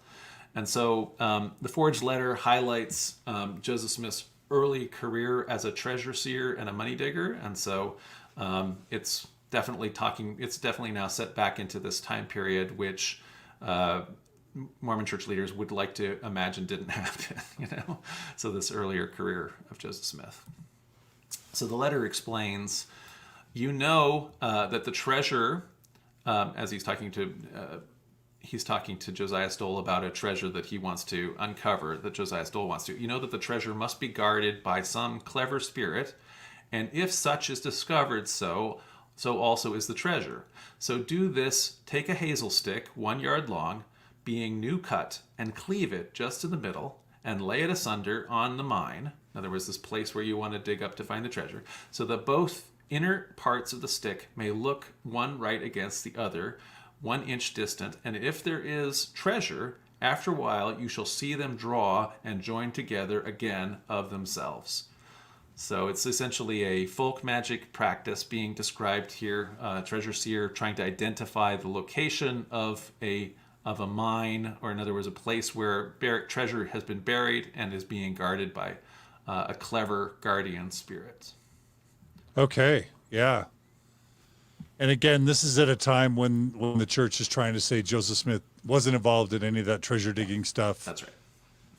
And this is obviously talking about Josiah Stoll, who ends up being the one that hires Joseph. That's right. To come to Susquehanna area to search in the silver mine, which is where Joseph meets Emma. And this is all the stuff that leads to the 1826 trial, which at the time the church was still denying that Joseph Smith was even involved in any trial of illegal nature, right? So exactly. So you're remembering the exact historical basis, right? So in the history here, Smith did go work for Josiah Stoll as a treasure seer. Stoll fervently believed in Joseph Smith's gift. So in other words, Joseph is actually, his family members didn't. His family members thought that Joseph Smith was ripping their dad off. That their dad is a little nutty about all of this, and so they had local authorities arrest Joseph Smith on, under the vagrant law or whatever, and he gets tried in this, like you say, this famous 1826 glass looker trial. In the trial, Josiah Stoll, more or less testifies, on Joseph's behalf that he is a glass looker, and it works. In other words, but which is not good for the trial, though, because then you're guilty, right? So in other words, even the people who are on Joseph Smith's side, believe that he is a guy who scries in crystal balls, but that it works. So yeah. Right. Yeah. So anyway, this is potentially very embarrassing, obviously, because like you say, even though this is pretty well established now, that trial, we have that authenticated, we have a lot of documents for it and backing that kind of up, and we also, I think, have now very well established Joseph's background as a treasure seer, as somebody who was a practitioner of folk magic. The LDS Church was aggressively denying that as of the early 80s. So. Yeah, so it not just made Joseph look bad, it made the church's denials look bad as That's well. Right. Yeah. Because now suddenly we have the very earliest document of Joseph Smith, and it's all about folk magic. And so, and the irony is this ends up being all true, right? Yeah. I mean, so the irony is, in a way, no, it's not irony. It's the reason why all historians would authenticate Hofmann's documents is because they're based on the actual history, right? Yeah. It's just made more clear. So he's highlighting it suddenly being in Joseph Smith's own words. It's not just a trial where we have the records of it or this kind of thing, or not just the testimonies of his neighbors that can be discounted or anything like that. It's Joseph Smith in his own handwriting, signing it, right? And so that's the difference. Yeah. Okay.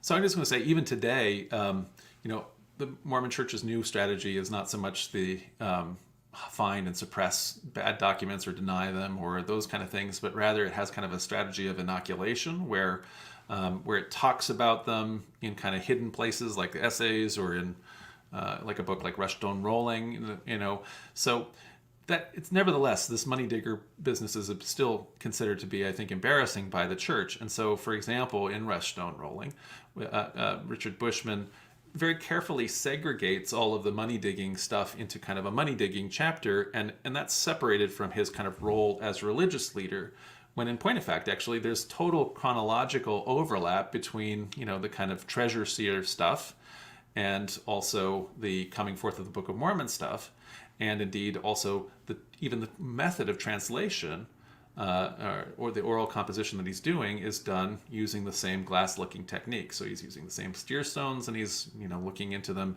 and channeling the text the same way he was channeling where the treasure was buried, and where the guardian spirits were hiding it. So. Okay.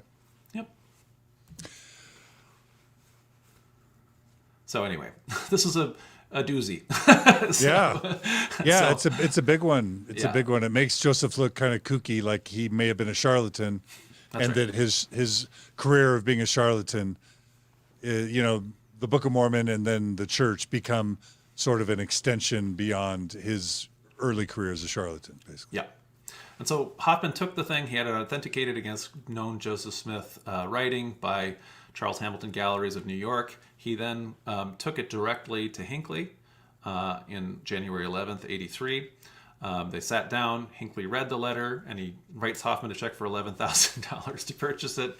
And so that makes it the first major cash transaction that Hofmann has with the LDS Church.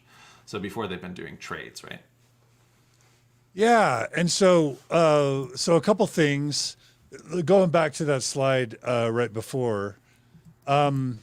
Which one? He had established trust with Hinckley. He had established trust with Hinckley on the Bullock letter and on the Anthon Transcript, right? Right.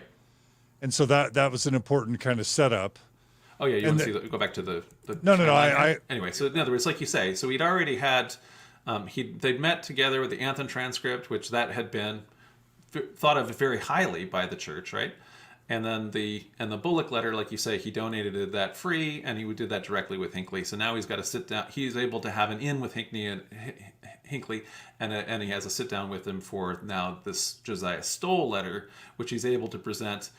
Hinckley immediately knows this thing is a problem.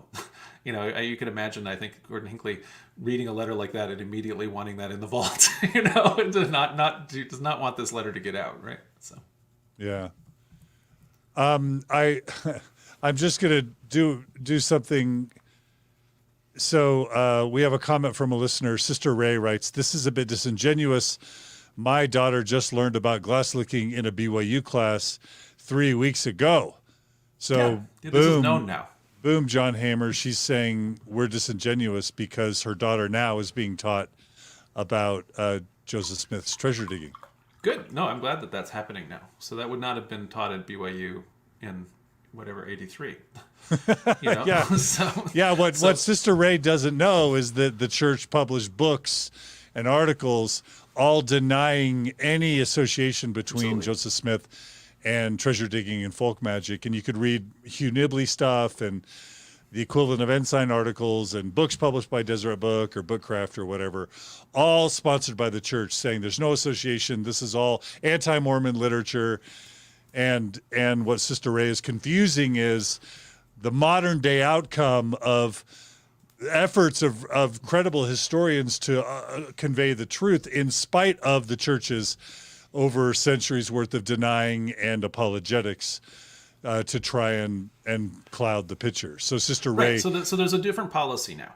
So I mentioned a little bit about this idea of the inoculation. We didn't go into it into any depth because I think your listeners have probably heard a lot of podcasts about that in the past. But essentially the difference is, as opposed to what was going on in the 70s and 80s, where there was a sense, I think, in LDS Church headquarters that you could take a damaging document and put it in the vault and people wouldn't see it, and you could hopefully not have that idea get out and you'd never have to even debate about it.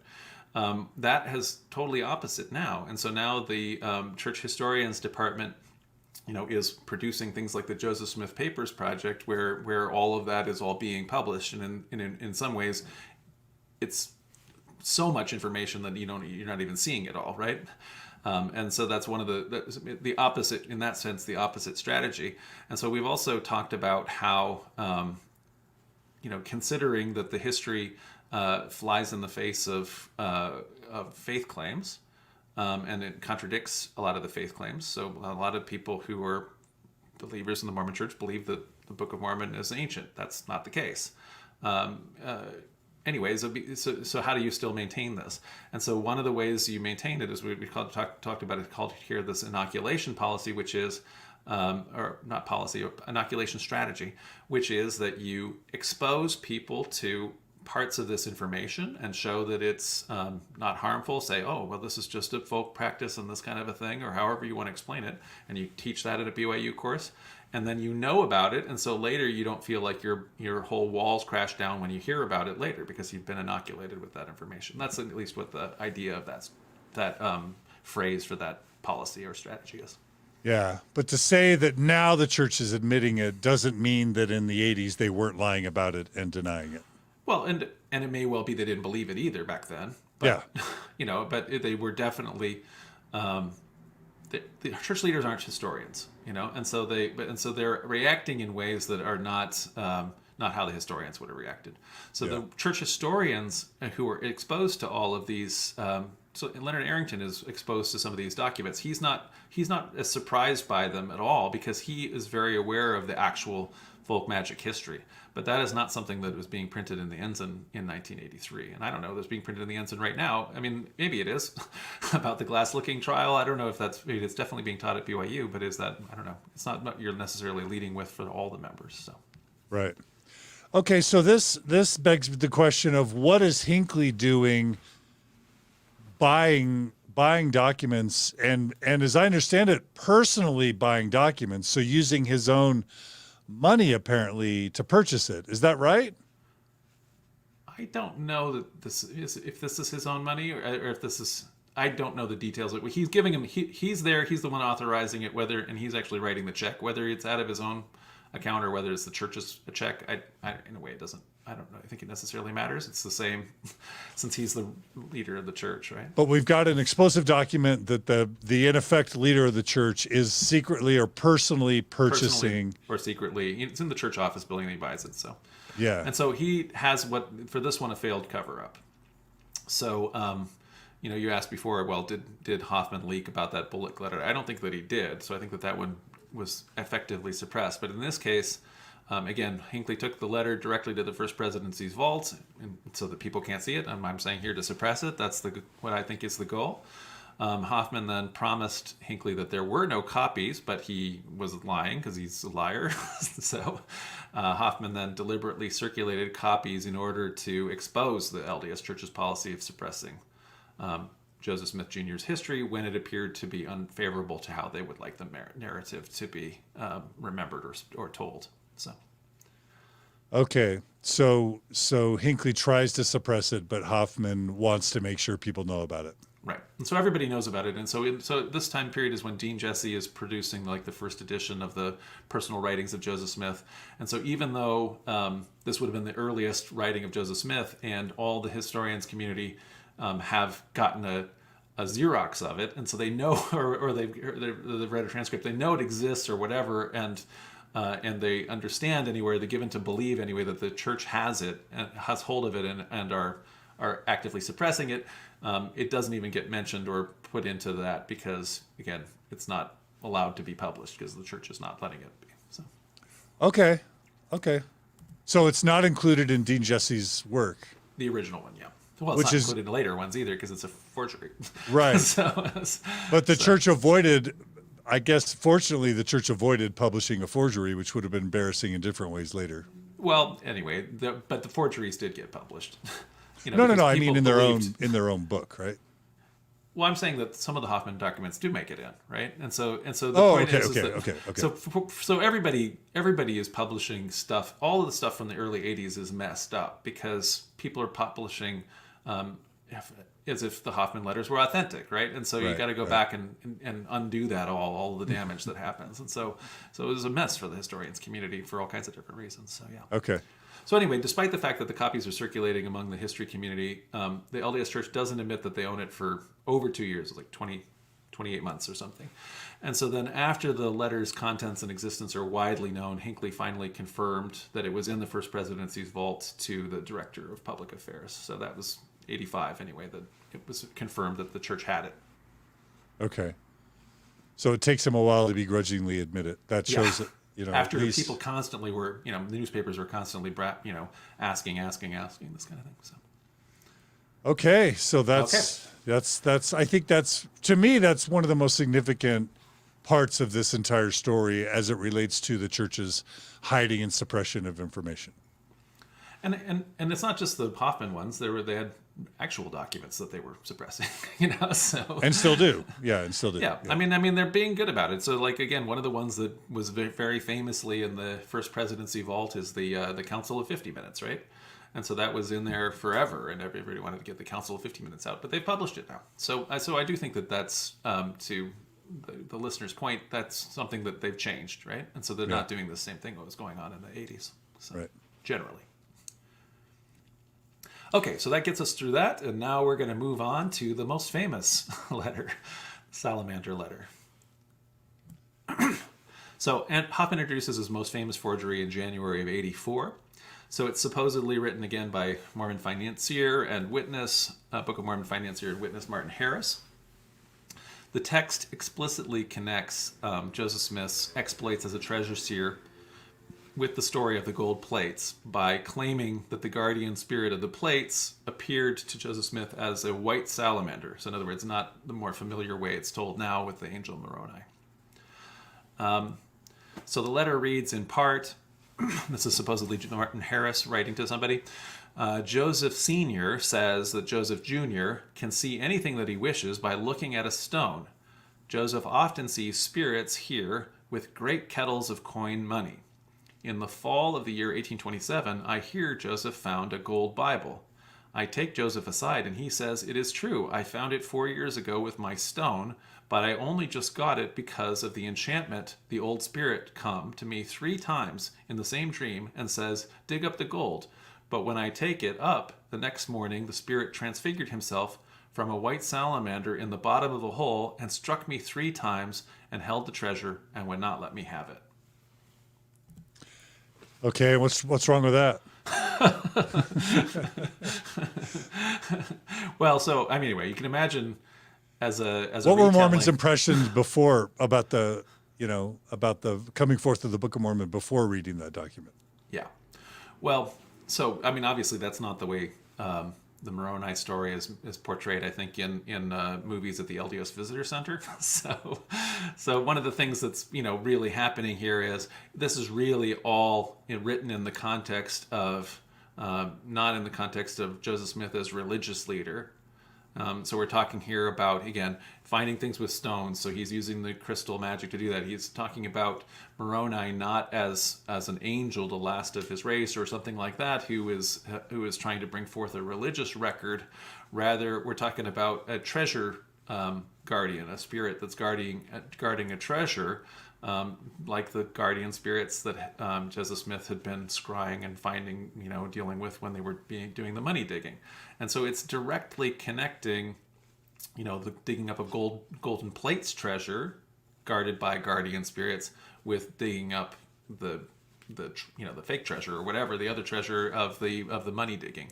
And it's making the whole thing very clearly about enchantment, magic, and indeed, since the spirit takes the form of a white salamander. In other words, a salamander is it's, on the one hand, it's just an animal, but it also has very magic connections in kind of European history in terms of the understanding of like witchcraft and things like that.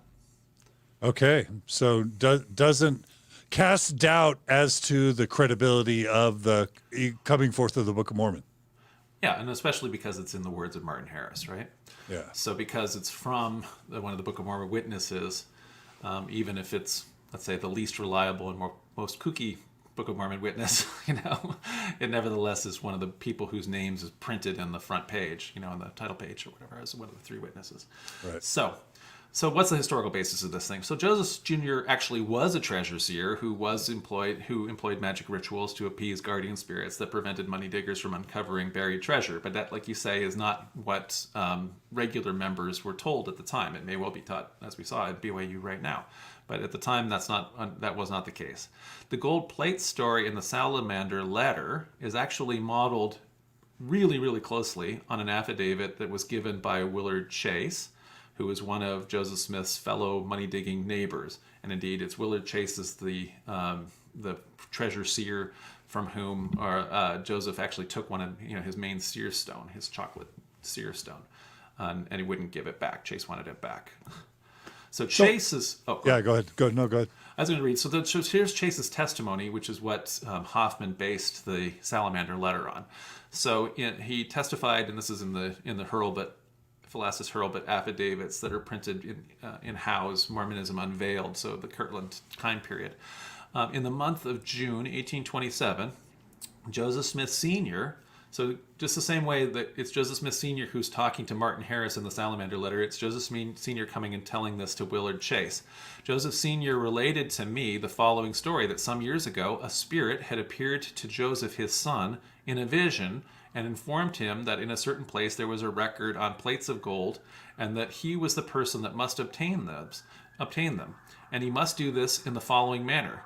On the 22nd of September, he must repair to the place where was deposited this manuscript, dressed in black clothes and riding a black horse with a switch-tail, in other words, magic stuff, and demand the book in a certain name. So a certain day, which is to say the fall equinox, he's got to be dressed in a certain way, he's got to do all this kind of magic stuff. They accordingly fitted Joseph out with a suit of black clothes and a borrowed black horse. He repaired to the place of the deposit and demanded the book, which was in a stone box, unsealed, and so near the top of the ground that he could see one end of it. And raising it up, he took out the book of gold. But fearing someone might discover where he got it, he laid it down to place back the top stone as he found it. And, turning around to his surprise, he saw there was no book in sight. Again he opened the box, and in it he saw the book, and attempted to take it out, but was hindered. He saw in the box something like a toad, another magical amphibian, which soon assumed the appearance of a man and struck him on the side of the head.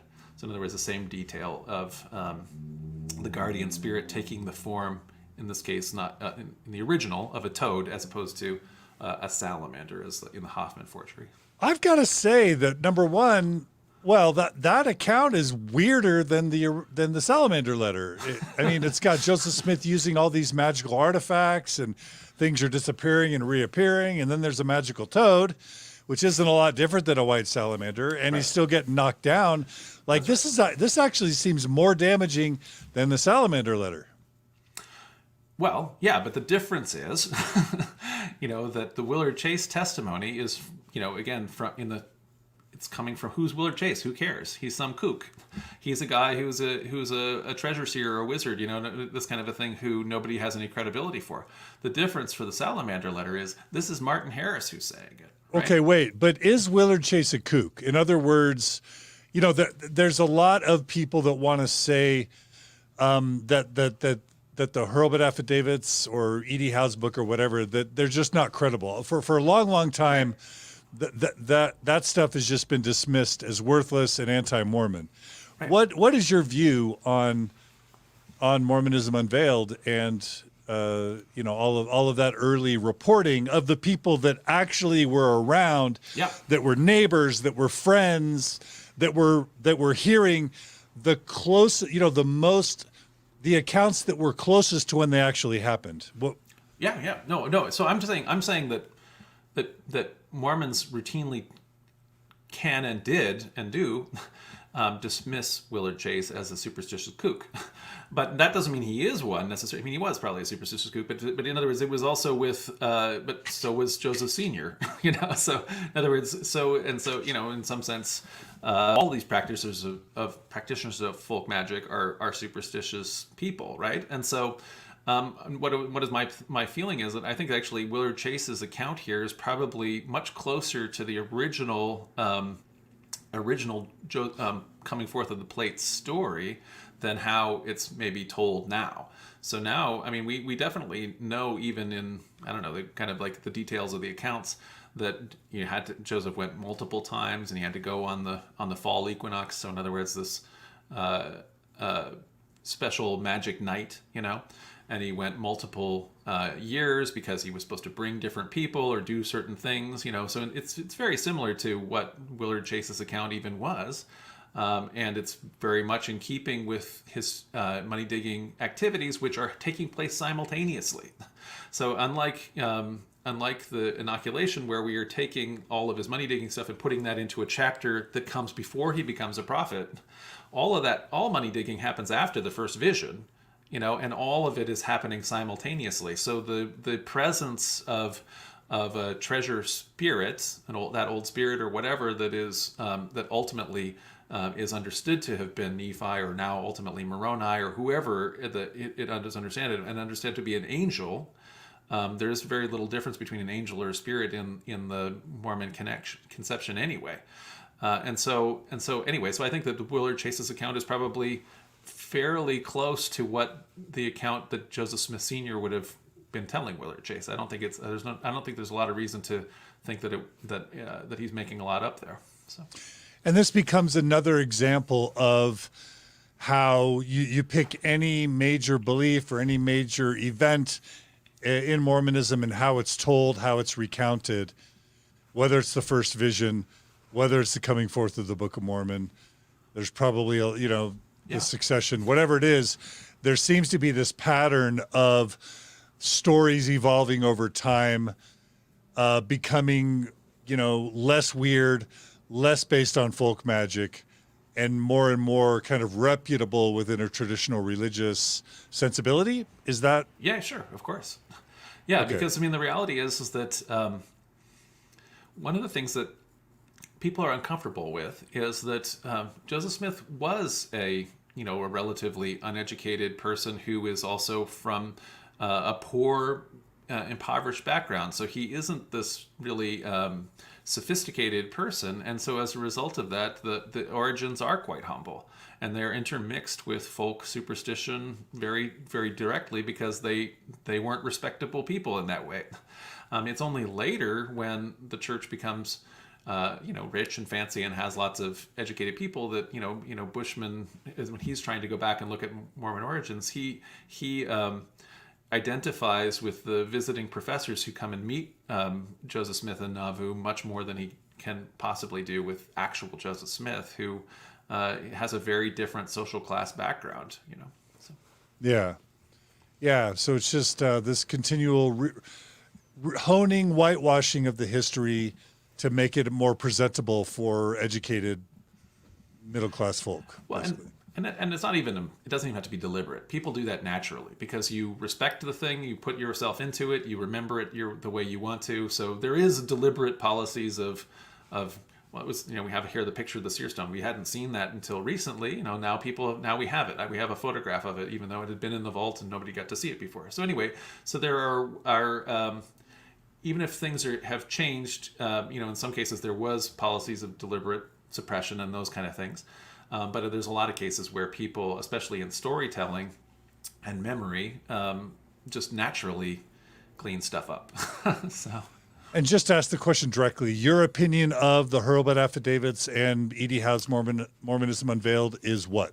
So there are two sets of Hurlbut affidavits. So the ones where he goes around and talks to all the Smith neighbors, for example, in Palmyra and Harmony and things like that, they're all, I think, quite good. I mean, so they're trustworthy, generally speaking. Generally speaking, trustworthy. So you have to, with any document, you have to read in the biases of the people. And so one of the nice things that we have is by having all of those documents, we can see people who are negatively disposed to the Smith family alongside, the actual followers. So we can put the counts together and read into the biases and get a pretty detailed account. But by and large, those are quite good. The ones that are also in the book, but that don't end up panning out are the Conneaut affidavits about Solomon Spaulding, and the reason for that, I mean, that's been, we don't have to go into the Spaulding theory, but anyway, Von Brody described that and explained how that process worked, I think, very well, way more than half a century ago. Essentially, the people there kind of created a false narrative that they believed amongst themselves. And so we went and interviewed them, and they genuinely believed what they wrote in those affidavits, but they were incorrect. And then one point that I don't think we've connected, just one quick dot. Lauren writes, Joseph Smith was trying to amaze the treasure digging community by using Willard Chase's stone because Chase was the respected treasure digger. When we talk about Willard Chase having heard an account from Joseph Smith Sr., is this the same Chase family with Sally Chase, where basically Joseph and his family learn about Sally Chase, who's doing, treasure digging with a stone. Yep. And that's the part of the Smith family's entry into the business of treasure digging with the seer stone. And that's why Chase is both hearing about an account from Joseph Smith Sr. and, in the mix of the whole treasure digging stone folk magic business. Is that all right? So they're all, exactly. So they're part of the treasure digging neighbors and compadres and everything like that, and sometimes rivals. And certainly, again, like we said, the stone, one of the stones, he's got more than one seer stone, but it might be this one actually, because it's described as the chocolate one, that he was gotten on Chase's property, and initially from Chase's account anyway, that Joseph borrowed it from him, but later he went to try to get it back from Hiram, and Hiram said, "You're never getting it. That's an important stone, and so you're not gonna, and so he wouldn't give it back." So whether at least as far as Chase is concerned, Joseph Smith stole the particular seer stone from him. So okay, but the same guys. All right. Okay. So what happened to this, the Salamander letter? Well, Hofmann shared copies of the letter with Mormon historians who really understood the magnitude of this supposed discovery. And so documents collector Stephen Christensen purchased the letter for $40,000 in January 6, 1984. Christensen's idea was he wanted to authenticate it and then donate it to the LDS Church. He wanted to also get historical background for it so that it could be presented in context so that people would understand why this is, anyway, this actual legitimate folk magic background and not be freaked out by it. And for those who don't know, Steve Christensen is the son of Mac Christensen, who's the Mr. Mac that all the clothing stores throughout Utah are, where a Mormon missionary would go to buy their suits before they go on a mission. Mac Christensen was also the president of the Mormon Tabernacle Choir for a long, long time. Oh. And so this is his son, Steve. And Steve ultimately ends up dying as one of Mark Hofmann's bombing victims. And so a question I have is, does and maybe you're going to touch on this, but do we know if at this point Steve Christensen's working with the church on behalf of the church? Is this where the church is using a front man? So I think at this point he's working on his own, and because he's actually even hiring historians on his own to do the kind of the background research. So I don't think he's acting here as like an agent. I think that this is something that he's interested in doing. He's comfortable enough that he can pay this kind of money to get this kind of thing going, at least at this point. And so I think that he's actually wanting to write himself into the story by himself having this very special or very early important document and trying to, anyway, massage its contents by getting enough kind of a historical background for it, and then make a big show of donating it to the church so that he can, anyway, be part of the story. And is Brent Metcalf working for Steve Christensen by this around this time? I'm trying to think of who it was. I'm not sure you'll have to. You should bring Brent on. I'm pretty sure that Brent introduces Steve Christensen to Mark Hofmann at some point. Yeah. So it's because Brent ends up feeling guilty that he made that introduction because Steve ends up dying. So I mean, he obviously is somebody you should have on because he remembers. No, I've had him on. I've had him on. Oh, about this thing. Okay, yeah. So anyway, I'll have to go back and watch that one. It's audio only. It's audio only. Okay. Hofmann leaked the contents of this letter way too broadly to suppress it, and so so Christensen, even though he's had it and he's trying to get this background for it, the contents are already everywhere, and so you just had Sandra on anyway. So although the letter was largely accepted by the historians community as authentic because it jives with, again, the Willard Chase statement and what else was known about Joseph Smith's folk magic background, Gerald Tanner, correctly identified that it's a forgery because it's just too close. So in other words, Hofmann is modeling it too closely on that, and also using some details of a recent academic article that Gerald felt like somebody, in order to have written, in order to produce the Salamander letter, somebody would have had to read both those things, and so therefore it's a modern document, a recent document, frankly. Which is a pretty amazing accomplishment of detection, a full year before the bombings. That's right. Yeah. Yeah. Yeah.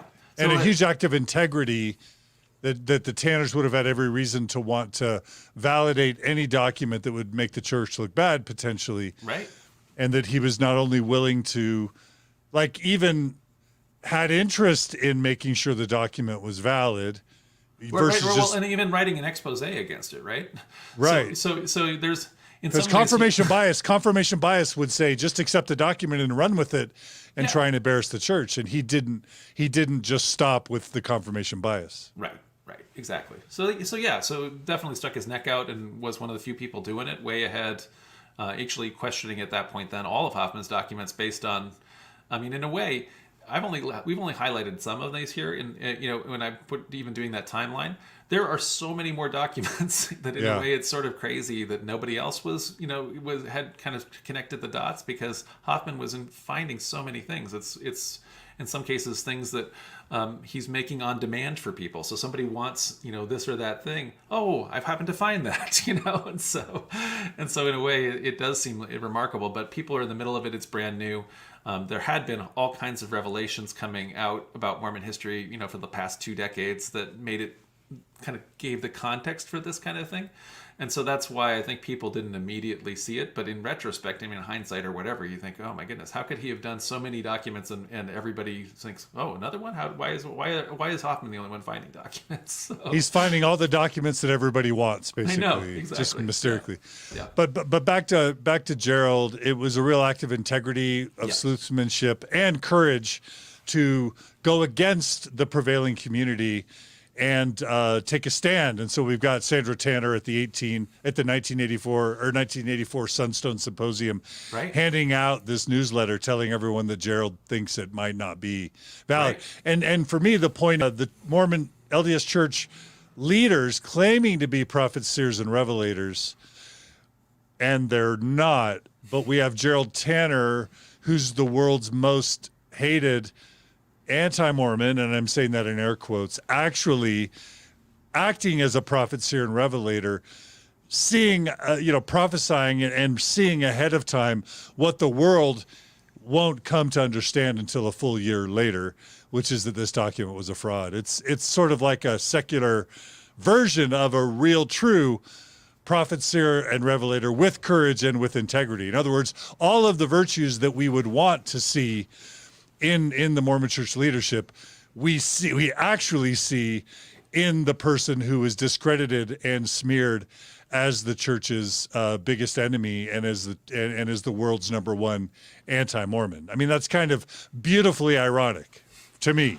Well, and so an irony that I would include, from, I wasn't in it at the time, but anyway, from the Mormon historians community perspective, is we also had all of these people who were trained historians who accepted the document as genuine, and here is a person who is not a trained historian, who didn't have that educational background, but just simply had studied a lot, and had kind of brute forced their way through all of this stuff and became aware of it, and so therefore had come to understand that and was able to make that a correct evaluation when the trained historians were not.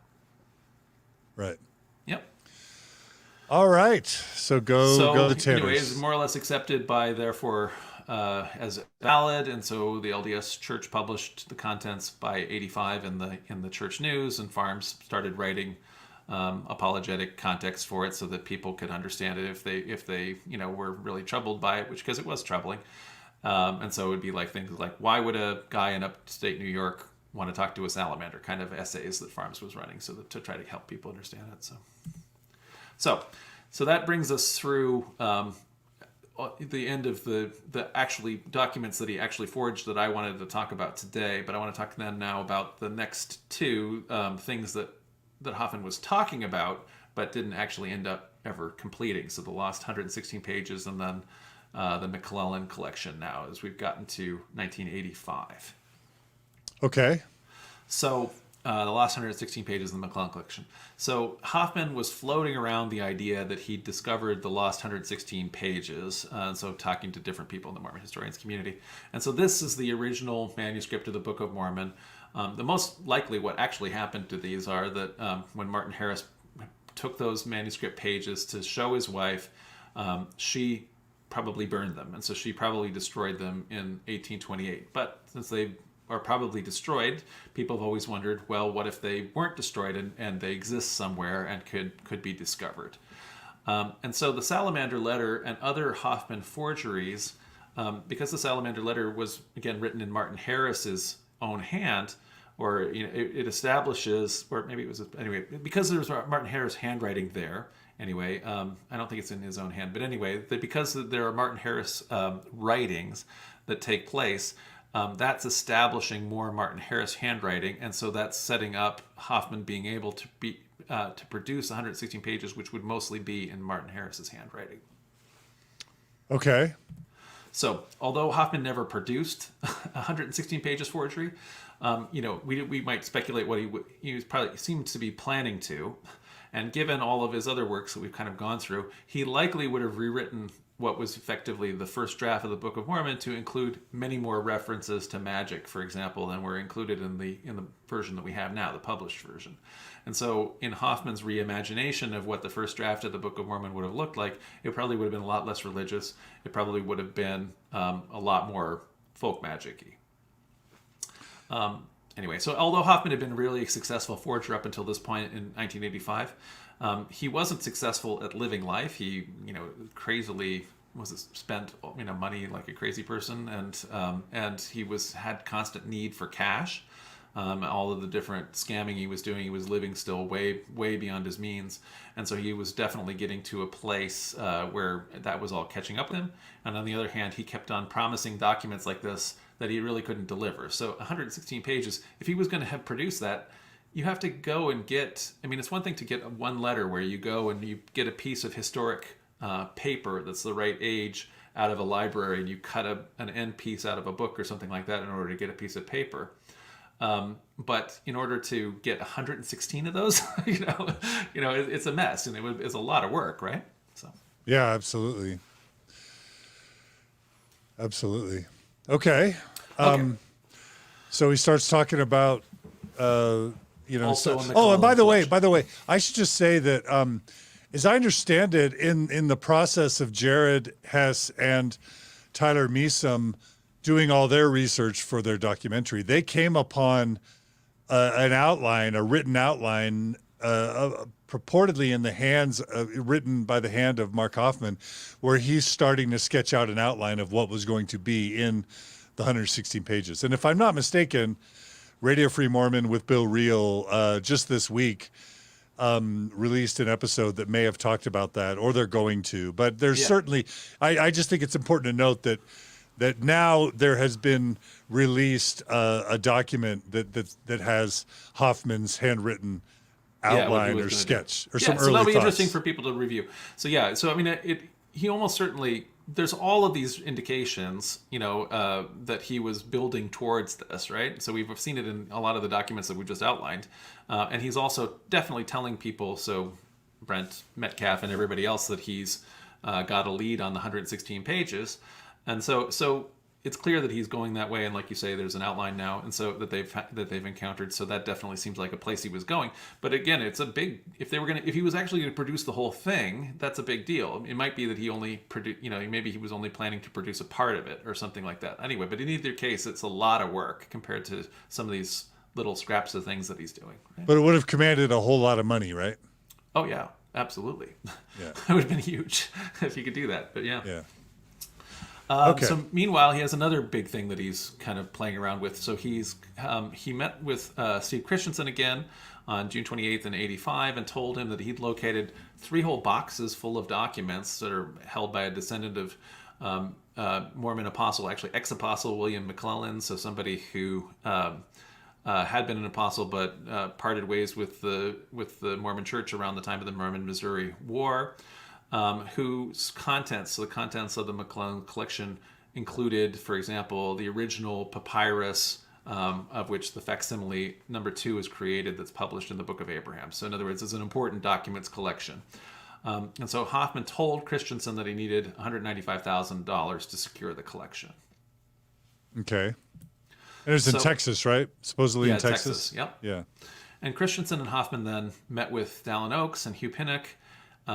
The church, having been burned kind of by the salamander letter, decides that they want to get out in front of this, and so they're eager to acquire this potentially damning McClellan collection. And so Oaks and Pinnock approve an unsecured $185,000 loan from Zion's Bank to Hofmann so that Hofmann can go buy this collection. Yeah, and is that shady at all? Just this idea of Oaks and Pinnock, and do we know anything about Pinnock? And I wonder why the church wanted a loan from Zion's Bank. The church could have just fronted the money himself. Fronted the money themselves. I don't know. I guess my understanding of it is that they felt like they weren't able to draw the cash. I don't know why they weren't able to draw the cash, but they were able. Even though Zion's Bank had already been spun off, the church had a very close relationship still, and was able to just call up the right person who, on the say-so of the general authority, gave the loan. And so I guess maybe the fact that it's a loan, there's an enforcement mechanism there. So Hofmann is it's not just a contract or something like that. He's actually on he's got to pay this back. Because what he's doing is he's using this money to acquire the collection from this person in Texas, according to his story, right? And so at some point or other, he's going to have to give it back. And how significant isn't that the church had the power to secure a $185,000 unsecured loan from a bank, and that they would be using this approach to try and buy up a document, in your mind? Yeah.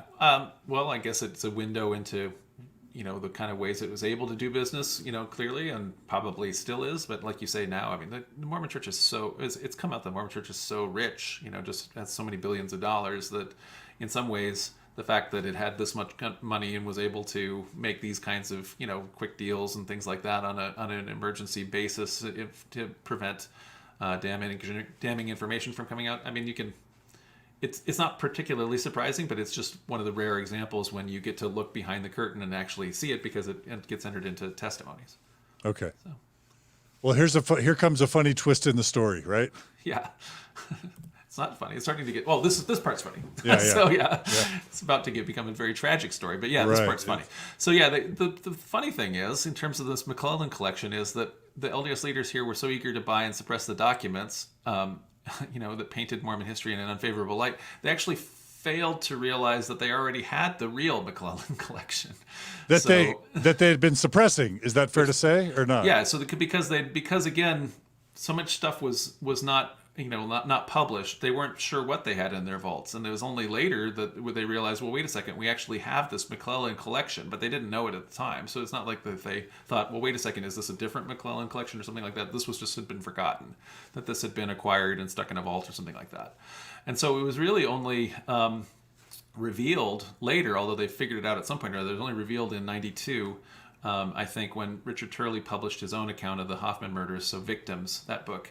That this surprise came out that the real McClellan collection was actually already in the church's archives, and so then it was deemed to be extremely sensitive, and so as a result of that, the church contracted with Jan Ships to be a very well-known outsider historian to be able to curate this potentially, what they thought still, because of the Hofmann stuff, potentially damaging collection. And she, though, was paired with John Welch of Farms, and in order to have kind of the church having an inside on it and control on it. And so the book is kind of interestingly published jointly by the University of Illinois Press, so the main outside independent academic institution that does Mormon studies at the time, and then also BYU studies. So it's kind of an interesting addendum to this whole McClellan business. So the church tries to purchase and suppress a document that it was already suppressing, and it just didn't know it. That's right. And we only learned that a lot later. We only learned it a lot later. Yeah. I think it was. Was it in the documentary, or was it Sandra Tanner? Sandra talked about that in my interview with her. Yeah. So interesting. Okay, so anyway, the McClellan collection then leads to the murders, right? So debt is looming from all quarters. Creditors are chasing him. It's not only, he didn't only get, as we saw in the documentary too, Hofmann didn't only get money from the church to secure this collection. He was using that as an excuse to get money from everybody. And he owed everybody everything. So he's unable to produce this entire collection of documents, and frankly, he owes too many people too many things anyway, even if he did get it. And so he can't also produce it because it's like 3 boxes, so how is he going to do that? Instead, though, he then begins building bombs and murdering people, so beginning on October 15th with Steve Christensen. So Christensen at this point was essentially the LDS Church had tapped him as their primary contact. So they've given him this loan, and Steve Christensen's somebody that they trust. So he's the one that's supposed to watch Hofmann, who's this shady guy, essentially, more and more shady, who doesn't answer the phone. He's bouncing checks, all these other kinds of things. So Steve is supposed to kind of be the go-between, and so he gets blown up in the first of the bombs. Yeah. So basically. It's Steve Christensen that's putting the heat on Hofmann to produce the papers. And as I understand it, there's like a meeting a supposed meeting that week where Christensen is going to try and march Hofmann to the lockbox or wherever these documents are. And Hoffman's like, oh my gosh, I got to kill this guy before he exposes me as a fraud. And there's also this account I read later that we won't talk about much today, that Dallin Oaks addresses rumors that Pinnock and Oaks and others had been threatening Mark Hofmann with excommunication if he didn't produce these documents, that Oaks denies and says we never. So, I mean, the church is getting super worried. Christensen's getting impatient. The bank wants their money back. Right. And then the church wants to see these documents. it's sort of like this Ponzi scheme of lies and money that starts to unravel like all Ponzi schemes do. And Right. you could even think about Joseph Smith, not necessarily his life story being a Ponzi scheme, but some would say a lot of fraud or a lot of lies, a lot of deceptions, a lot of financial shenanigans. It just, eventually these lies start to compound. The weight and the complexity of all the lies starts to become overwhelming, and it all begins to collapse. And Hofmann's response to it all being about to collapse and him being unveiled as a fraud is to kill Christensen with a bomb. Yeah.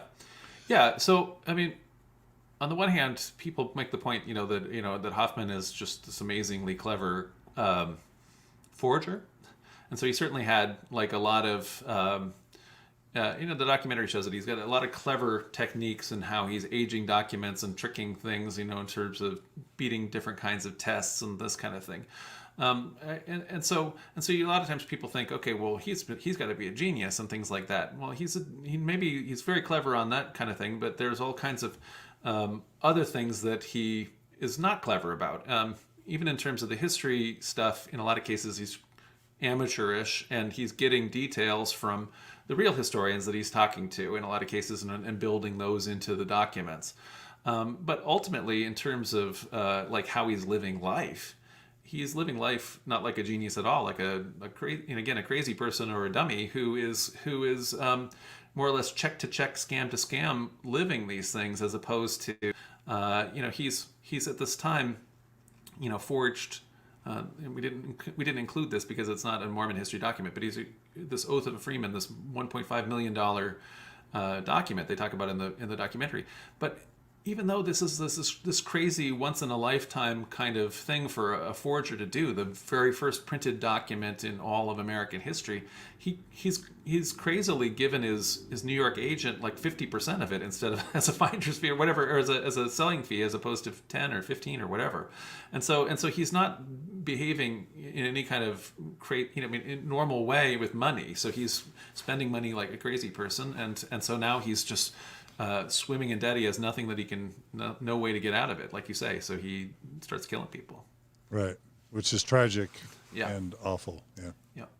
Yeah. So he second bombed the very same day at the home of Gary Sheets. So this is a guy who is Christensen's former employer, and he wants to therefore, seemingly make it seem that it's not about Mormon history documents that Christensen gets killed for, but rather it's something to do with their company, Sheets Company. And so he leaves a bomb at the Sheets house, and he doesn't care at all if it's a kid or nobody, or if it just gets found and nobody gets killed. But anyway, it kills Kathy Sheets, and that's the second one. And then the next day, he has a third bomb, likely intended. I think he's likely attempting to use this as a way to supposedly destroy the supposed McClellan collection. So he has a bunch of stuff that he puts into his car that will hopefully, if it gets blown up, look like it had been the McClellan collection. And so he drives it to the downtown where Brent Ashworth is in a regular meeting, and he goes and presumably tries to get Brent to come or go look in his car or something like that. Or Brent's assistant, Brent Metcalf, or whoever's going to go to look in the car and blow themselves up. But because Brent Ashworth, wasn't at their regular meeting because Mormon historians are getting blown up, and so he doesn't go to it as a result. His wife, I think the documentary says his wife told him not to go, so he didn't go, right? So he stayed home and played it safe, which was very smart on his part, and his wife's part, and so then. Hofmann had left, he essentially set a live bomb in his car. And so now, and he didn't have anybody to make it go off. And so he goes back and tries to disarm it or something himself. And it ends up going off, and he ends up being destroyed the car, but not enough of the collection to make it actually apparent that the McClellan collection had been destroyed. So anyway, I don't. This wasn't meant for me to be a story about the murders and the trial or the police or how they uncover it, but rather I just wanted to take the time with you today to kind of review, essentially the Mormon history documents, what Hofmann was doing apparently in making them, the kinds of documents he was making, why they got authenticated, how they actually fit into Mormon history, why historians thought that they were real, why Mormon church leaders thought they were real, the response that church leaders had when suppressing them when they could, trying to deal with them as they could when Hofmann was preventing it from being suppressed,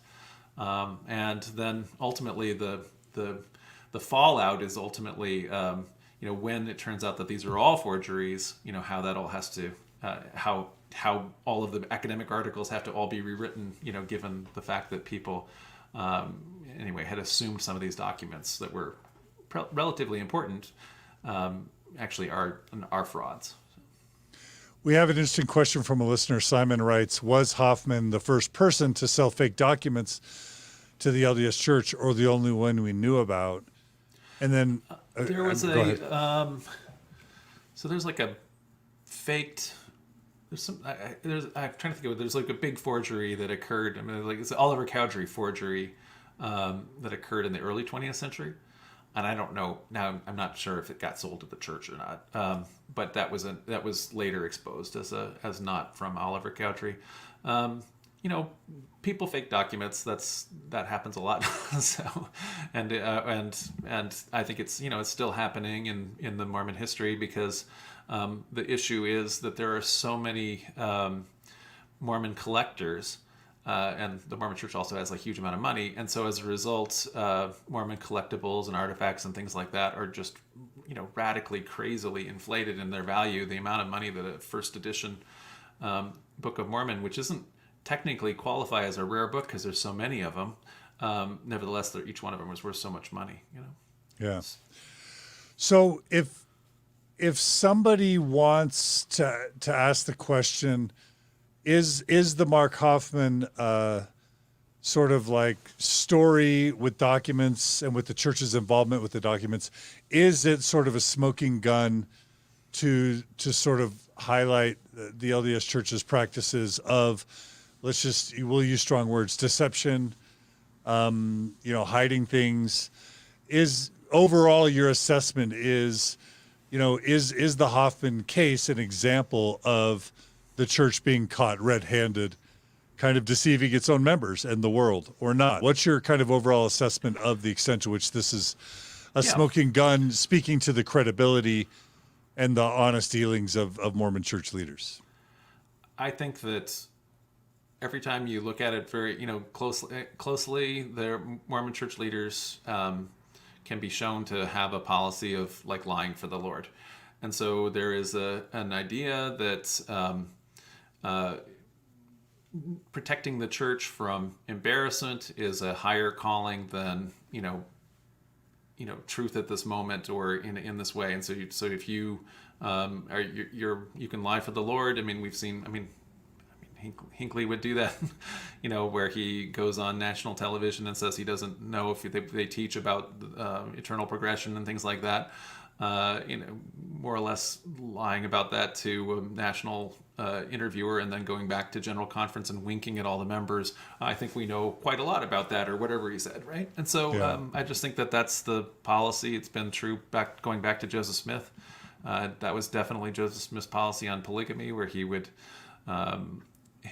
was secretly practicing polygamy, but because he called it probably first spiritual wifery and then later celestial marriage, he would say, I absolutely condemn polygamy, because he's saying in brackets without saying it out loud, because polygamy is Satan's counterfeit of the true principle of eternal, and celestial marriage, right? And so, but he didn't tell them that. He didn't say that part out loud. He condemned polygamy out loud. And so he's attempting to, use legalistic words or phrasing with the intent of deceiving. And so I think that continues to this day in the culture of the LDS church leadership. And even as I understand it, when Joseph Smith speaks later about his treasure digging, he tries to downplay his involvement and say that he wasn't really involved, or he tried to convince. Talk about did Joseph Smith? So that'll be the case too. So for example, Joseph Smith knew very well that there's no such thing as a visitation. In other words, beings do not appear, eternal beings or heavenly beings or whatever, do not appear physically in the physical universe and actually can touch you and all those kind of things. The visionary experiences are visionary. So the first vision, is something that is occurring in the realm of the imagination, spiritual realm. So there's no physical thing. So people sometimes say, I would like to get a time machine and go back to the sacred grove and see what Joseph is seeing at the time. You would see a kid, you don't see anything else.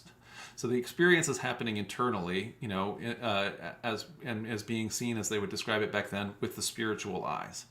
And so we know very well from the accounts, for example, that we have from Martin Harris and others about the vision of the three witnesses, that the seeing of the plates and everything like that was an entirely visionary experience. But later in Kirtland, for example, when people are asking the witnesses about that or asking Joseph Smith about that, they're telling the story ambiguously so that you might think that the vision is actually a visitation.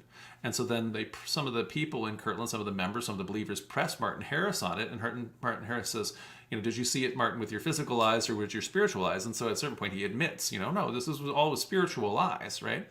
And then Joseph Smith rebukes him for saying, you're to affirm the testimony the way it's written in the book and nothing more. So in other words, so there's definitely I would say a policy of ambiguity, which allows people to believe what they want to believe, in terms of that kind of a thing, but deliberately, in some cases, deliberately misleading them. And that again goes all the way back to Joseph Smith. The statement of the 8 witnesses is definitely designed to mislead. Yeah, I was going to ask you that, because when you read the statement of the 3 witnesses and the 8 witnesses, it looks very material, right? Yeah. They're touching plates, they're seeing angels, they're all there. So you're saying that those original 3 and 8 witness statements were crafted with the intent to deceive? Absolutely. I'm going to read the 8 witnesses. And while you're looking that up, I'm just going to share a comment from one of my favorite participants in the Mormon Truth Claims realm, LDS Discussions, who has a wonderful website at ldsdiscussions.com. Yeah. He writes, historically speaking, I don't even think you'd see a kid in the Sacred Grove. The timing doesn't line up, and the story was crafted just like others that were published contemporaneously. In other words, he's trying to say that the first vision story was made up later to kind of provide some divinity to Joseph Smith's origins. Yeah. As a treasure digger and as being someone who had special powers to treasure dig, it was a way to write back into history some sort of divine origin to Joseph's power that could then take him to the status of prophet, right? Yeah, well, to his point about the date not lining up, that's correct. It's complicated. So if you were setting a time machine to a particular date, you wouldn't necessarily know when to go because that part doesn't match. For his contention that means there was no experience or whatever. So that's arguable. So you can take that position, or you can take the position that there was an actual experience, which, like you say, is very similar to the kinds of experiences that that lots and lots of people in the 19th century had. Born again experience, where you are convicted of your sins after hearing a revival preacher. You go and pray for all of this time, for your sins to be forgiven you. You feel Christ or see a vision of Christ who forgives you your sins. You're overwhelmed by grace. That's something that was a very common practice. So on the one hand, like you say, it could have been something that Joseph invented based on those other models later, or it's an actual thing that he did as a kid that he later emphasized because he was trying to emphasize that he was a religious kid, and trying to de-emphasize all of his treasure digging background. Right. I Okay. personally think it happened. In other words, I think he had that vision. But anyway, but I'm not saying that I can prove that or anything like that. That's like what it is with history. You can argue it either way. The evidence supports both positions, you can say. Got it. Okay, so you were going to read us from the testimony of the 8 witnesses? Yeah, so this is just the same kind of thing. So, it's saying, Joseph Smith, the translator of this work, has shown unto us the plates of which hath been spoken. And so he's shown us the plates because they're in a box here. In other words, and so he's shown the plates of which that have been spoken in the box. They don't say in the box, but anyway, so they're not explaining how they've been shown it. It's that because they don't mention the box, but anyway, it's there. So it's trying to deceive, which have the appearance of gold. Well, I mean, they don't get to see it, but that's what they've been spoken of, which that they have the appearance of gold. And as many leaves as the said Smith has translated, we did handle with our hands. So maybe under the under the thing they've handled the leaves, or whether they did or not, or maybe they simply handled the box again. But maybe they held something underneath the cloth. We also saw the engravings thereon, all of which has the appearance of ancient work of curious workmanship. In other words, they've been shown the Anthon Transcript, the real one. So in other words, they're not seeing with their own physical eyes the engravings thereon, but they're not saying that they're not seeing it. They're seeing the Anthon Transcript. So I'm just saying that the statement here makes it seem like they're having a physical thing with the actual plates and they're seeing it with their naked eyes, but all through elsewhere, Joseph is told anyway that no one can see the plates with their physical eyes because they're too spiritual an artifact. So right. So I'm just saying that's just another example. But that's not one that's proved, but that's just how we can understand this. Based on what the witnesses actually did, as opposed to what they signed. So yeah. Okay, so what you're saying is that Joseph Smith kind of set the example that, I mean, a way that I would kind of wonder that you might kind of conclude is that Joseph Smith certainly believed that he had some sort of interaction with the divine. He certainly believed in Jesus. He certainly believed in the Bible, and he certainly wanted to bring people to Christ. Yeah. And so he did a bunch of behaviors throughout his life to help people believe in God and believe in Christ and get to heaven someday. But if he had to lie along the way, hide things, deceive things, cover things up, he set the example of basically, I always like to use the term by any means necessary. Yeah. I got that from Malcolm X. If you had to lie to make a story more credible or less embarrassing, Joseph certainly set an example of doing that all throughout his life. And then that carried to Brigham Young and onward. And when the brethren do that today, they certainly have been doing it over the past several decades. They do that because Joseph Smith set the example. And if Joseph Smith was a prophet of God and he lied to cover things up, then certainly they have license to do the same. Is that? Yeah. Well, so it's better apparently, that one man perish than a whole nation dwindle, in unbelief or whatever, however you quote it, right? So yeah, it's written. Joseph Smith's philosophy is written right into the Book of Mormon with that. And in that case, it's okay to kill someone. It's okay to kill someone if it's to further the cause of the Lord. Yeah, so much less lie. I mean, lying right. is. I mean, if you're going to save the church by a couple little lies, then obviously that end justifies the means. And I just want to say, I despite the fact that that's in Scripture or whatever, I fully reject this philosophy. So I mean, I condemn Joseph Smith's philosophy here, and so I don't think it is justified to do that. So right. So there's sometimes, yes, white lying is necessary, but this kind of insane, anyways, very substantial deceiving for a good end. You even made the comment, about how, and essentially, it's ultimately counterproductive. So. Yeah. Akeem writes something. He writes, I also think Joseph had a vision experience, but later expanded on it and embellished it to reflect his changed and more specific theology. And so that would explain why he's got an 1832 version of his first vision account, which is just the Lord visiting him, talking about his worthiness. And then as he tells the story over and over again, it gets more embellished. As his theology advances, you've got God and Jesus now. You've got him being told to form a church. It's embellished to suit his evolving worldview. And I would say on that the earliest version of the first vision is rarely even credited, but it's in the Book of Mormon itself. I can't remember what it is anyway, but in the little books, Mormon Ether, Jerem, Omni, where there's all these guys that are doing it. One of the prophets, who has a very short little book, goes and prays all day, and because he's convinced of his sins, and he prays, and he receives this assurance that his sins were forgiven him. And so then that is an account that, like so much in the Book of Mormon, is taken from Joseph Smith's life. And so here he's describing his own kind of experience of it. But when he does that in the Book of Mormon, the Book of Mormon character immediately then questions, he perfectly accepted Christ's forgiveness, and he felt grace, and he felt that he'd been saved. And then the character in the Book of Mormon immediately questions, how is that even possible? So he wants to actually think about it now that he's reflecting on it as an adult. As a kid, he was just accepted it, right? So anyway, I think that's an early recollection for Joseph Smith of this experience, and as he's personally composing that in terms of the Book of Mormon dictation, he himself is also reflecting on even the sense of it and what it even means himself. Totally.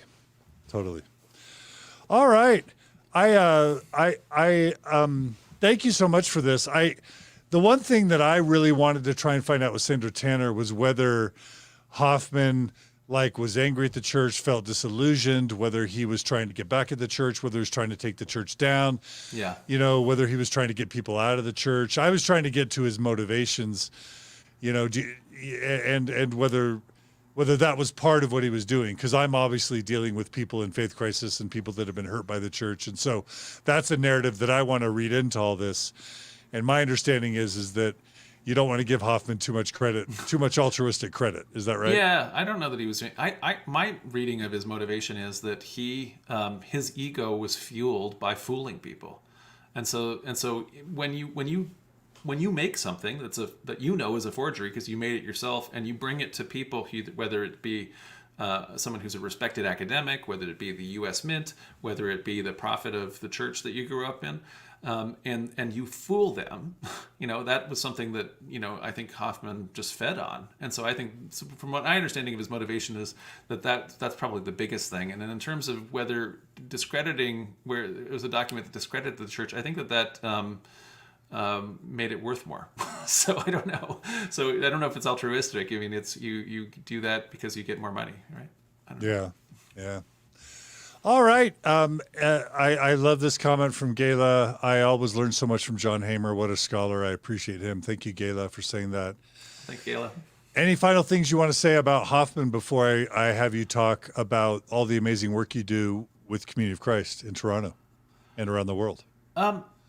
Well, anyway, I just thought, it was a great documentary, and I was reflecting on it, and I just kind of felt like wanting to, and also when I listened to Sandra's interview, which I recommend everybody go back and listen to that if they haven't, that I just wanted to kind of recollect how it all kind of fit together, because there's so many details of it, and so that's why I thought, well, if we sit down and we make a kind of a little bit of a timeline, highlight some of the most important documents, and kind of put it together in a timeline that we could, kind of get grapple with it. So I think it was a worthwhile exercise, and so I appreciate you encouraging me to come on and kind of share that. But yeah, I don't. In terms of Hofmann, I mean, himself, I'm not as interested in crime stories and people who are crazy murderers and all that thing. Is obviously it's a horrible tragedy for the people who were killed and people who lost, they've lost so much too. So, yeah, it's hard to get excited about that. Yeah. Well, John Hamer, really quickly, you're doing such amazing work. So many people are doing the work of deconstruction. You're doing the work of community building and community building after Orthodox Mormonism, so to speak. And so I want to give you every chance you can get to just tell people about Community of Christ and about what you do in Toronto, and about Community of Christ as a potential, home for people who still want community and spirituality, but for whom maybe the LDS Church isn't going to maybe work anymore. Well, so there's a big difference in terms of, I think we tried to even bring out here, because I think that when you were raised in the LDS Church, you really are kind of geared in towards trying to believe in kind of a physical magic, or what is essentially what I kind of think of as the you're taught the Santa Claus story, but when you get older as a kid, you realize that, Santa Claus, you're told or whatever, understand that Santa Claus isn't real, but then you are made to believe a kind of a similar literalistic story about physical magic, about Jesus and things like that, and then you're told, no, but this one we're supposed to believe, even though it has the same problematic components to it. But our understanding, Community of Christ, is very different than this thing about physical magic. It's rather about like I was saying here, the spiritual, the inward journey, learning about and coming up with how to live life meaningfully, focusing on this life and how are we making our world and communities a better place through actively trying to achieve the kingdom of God on earth. And so, anyway, we are trying to do that here in Toronto. And a lot of times people say, after they've listened to a couple of my lectures or me talking and things like that, they always say, oh, I wish if John Hamer is pastor of a congregation here, I'd go to that church. One of the things that's happened differently now because of the pandemic is that all church and everything is online. And so my congregation broadcasts at noon Eastern Standard Time at 10 a.m. Mountain Time every Sunday. You can go and find us on Facebook, on YouTube. Our channel is Toronto Centre Place, Centre spelled CENTRE, the Canadian way.ca, if you want to see it on the website. And so you can go to John Hamer's congregation now because we broadcast it. And so as many of us as 1,000 people have joined us simultaneously in real time. So it's usually less than that that would be like on Easter and on big days, but in any event, it's probably at this point the largest, I would say. I mean, I don't know, Mormon congregations don't get that big, right? And so probably the largest current anyway congregation in the Restoration that's meeting real time altogether. So not counting a world conference or a general conference or something like that. So come and see what everybody's doing, and you can see what I'm talking about and how if any of this makes any sense. So, did I lose you, John? I was muted for a second. I'm sorry. So how do people find you? Where do people go? So centerplace.ca is their website, Right. and so that'll get you there. You can also just find John Hamer on Google, on Facebook, on anywhere, on YouTube. So Community of Christ Toronto Congregation. Yeah. All right. Well, John Hamer, we always love you and appreciate you, and all our listeners are sending positive comments your way to thank you for your work today. LDS Discussions writes, big thanks to John Hamer for all of his different presentations on Mormon stories. They have all been so helpful in trying to make sense of everything, and for the work he is doing now to help others. And I also want to direct people to ldsdiscussions.com. It's a great website addressing all truth claim stuff, along with CES Letter and Letter to My Wife and Mormon Think. Just a lot of great resources these days. And of course, Radio Free Mormon and Bill Reel. This is kind of a golden age of information, Mormon information, and you're a part of it, John Hamer. So thank you.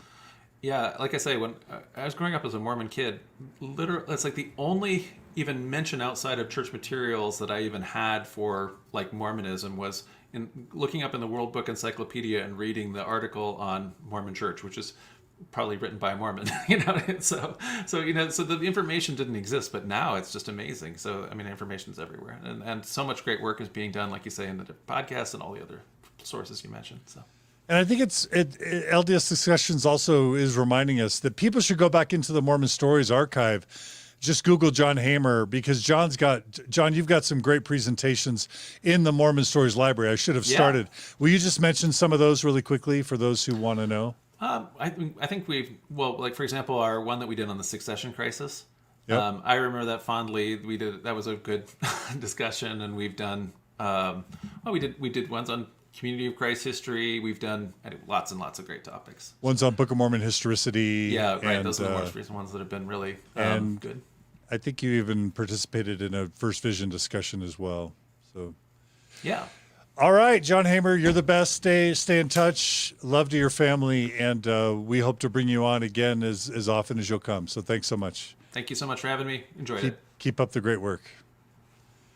And all of you, thanks so much for joining us today on Mormon Stories. We've enjoyed your comments. We love all of this. Again, check out Murder Among the Mormons on Netflix. It's a great documentary. We'll have Jared Hess and Tyler Meesom on next week. Hopefully, we think that's going to happen. I'm pretty sure it is. And in addition, check out the Sandra Tanner interview I just did. It's a blockbuster. It's fantastic. And want to thank everyone who supports Mormon Stories podcast. We certainly couldn't do this without our donors. And so thanks to everyone who donates. Unfortunately, we've lost a lot of donors over this COVID time. We had a great year last year, but now, we've lost donors. And so if you want to see Mormon Stories podcast continue, if you want to see more programming like this continue, we really do need your support to keep it all going. And we've got great things lined up. I just can't tell you all the great things that are lined up. So if you want to see Mormon Stories continue, we need you to become a monthly donor. Go to mormonstories.org, click on the donate button at the top of the page. You can sign up $10 a month, $50 a month, $100 a month, whatever you can afford, and just become a monthly donor. And that way we can hire the resources we need to do the editing, to do the cinematography, to buy the equipment, to pay the expenses. Nonprofits themselves have expenses to pay the accountants, to pay attorneys when we need to. All our finances are transparent. We've been transparent since day one here in the Open Stories Foundation since 2010. But you can know that every dollar you donate is both tax deductible in the U.S. and it goes to fund this program. And we're pretty bare bones. It's just me. Brooklyn Alden helps with the video and audio editing. Huge shout out to her. And then Gerardo helps with the thumbnails and with the lighting and the cinematography. And we've got a board of directors that guides us, that makes sure that there's no financial shenanigans or funny business. We've got a great accountant. We hired the best accountant in Utah for nonprofits to handle our accounting. So we've always been buttoned up financially. We've never had financial misappropriation or any type of scandal ever, not once.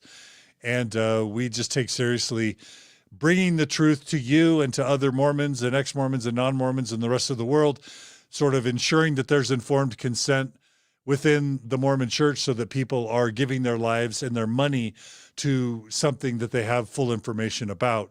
And then, of course, we support people in faith crisis to try and help people not be depressed, not become suicidal, not wreck their lives as they're trying to cope with learning the truth about the church. We try to prevent divorces or unnecessary divorces or unhealthy divorces.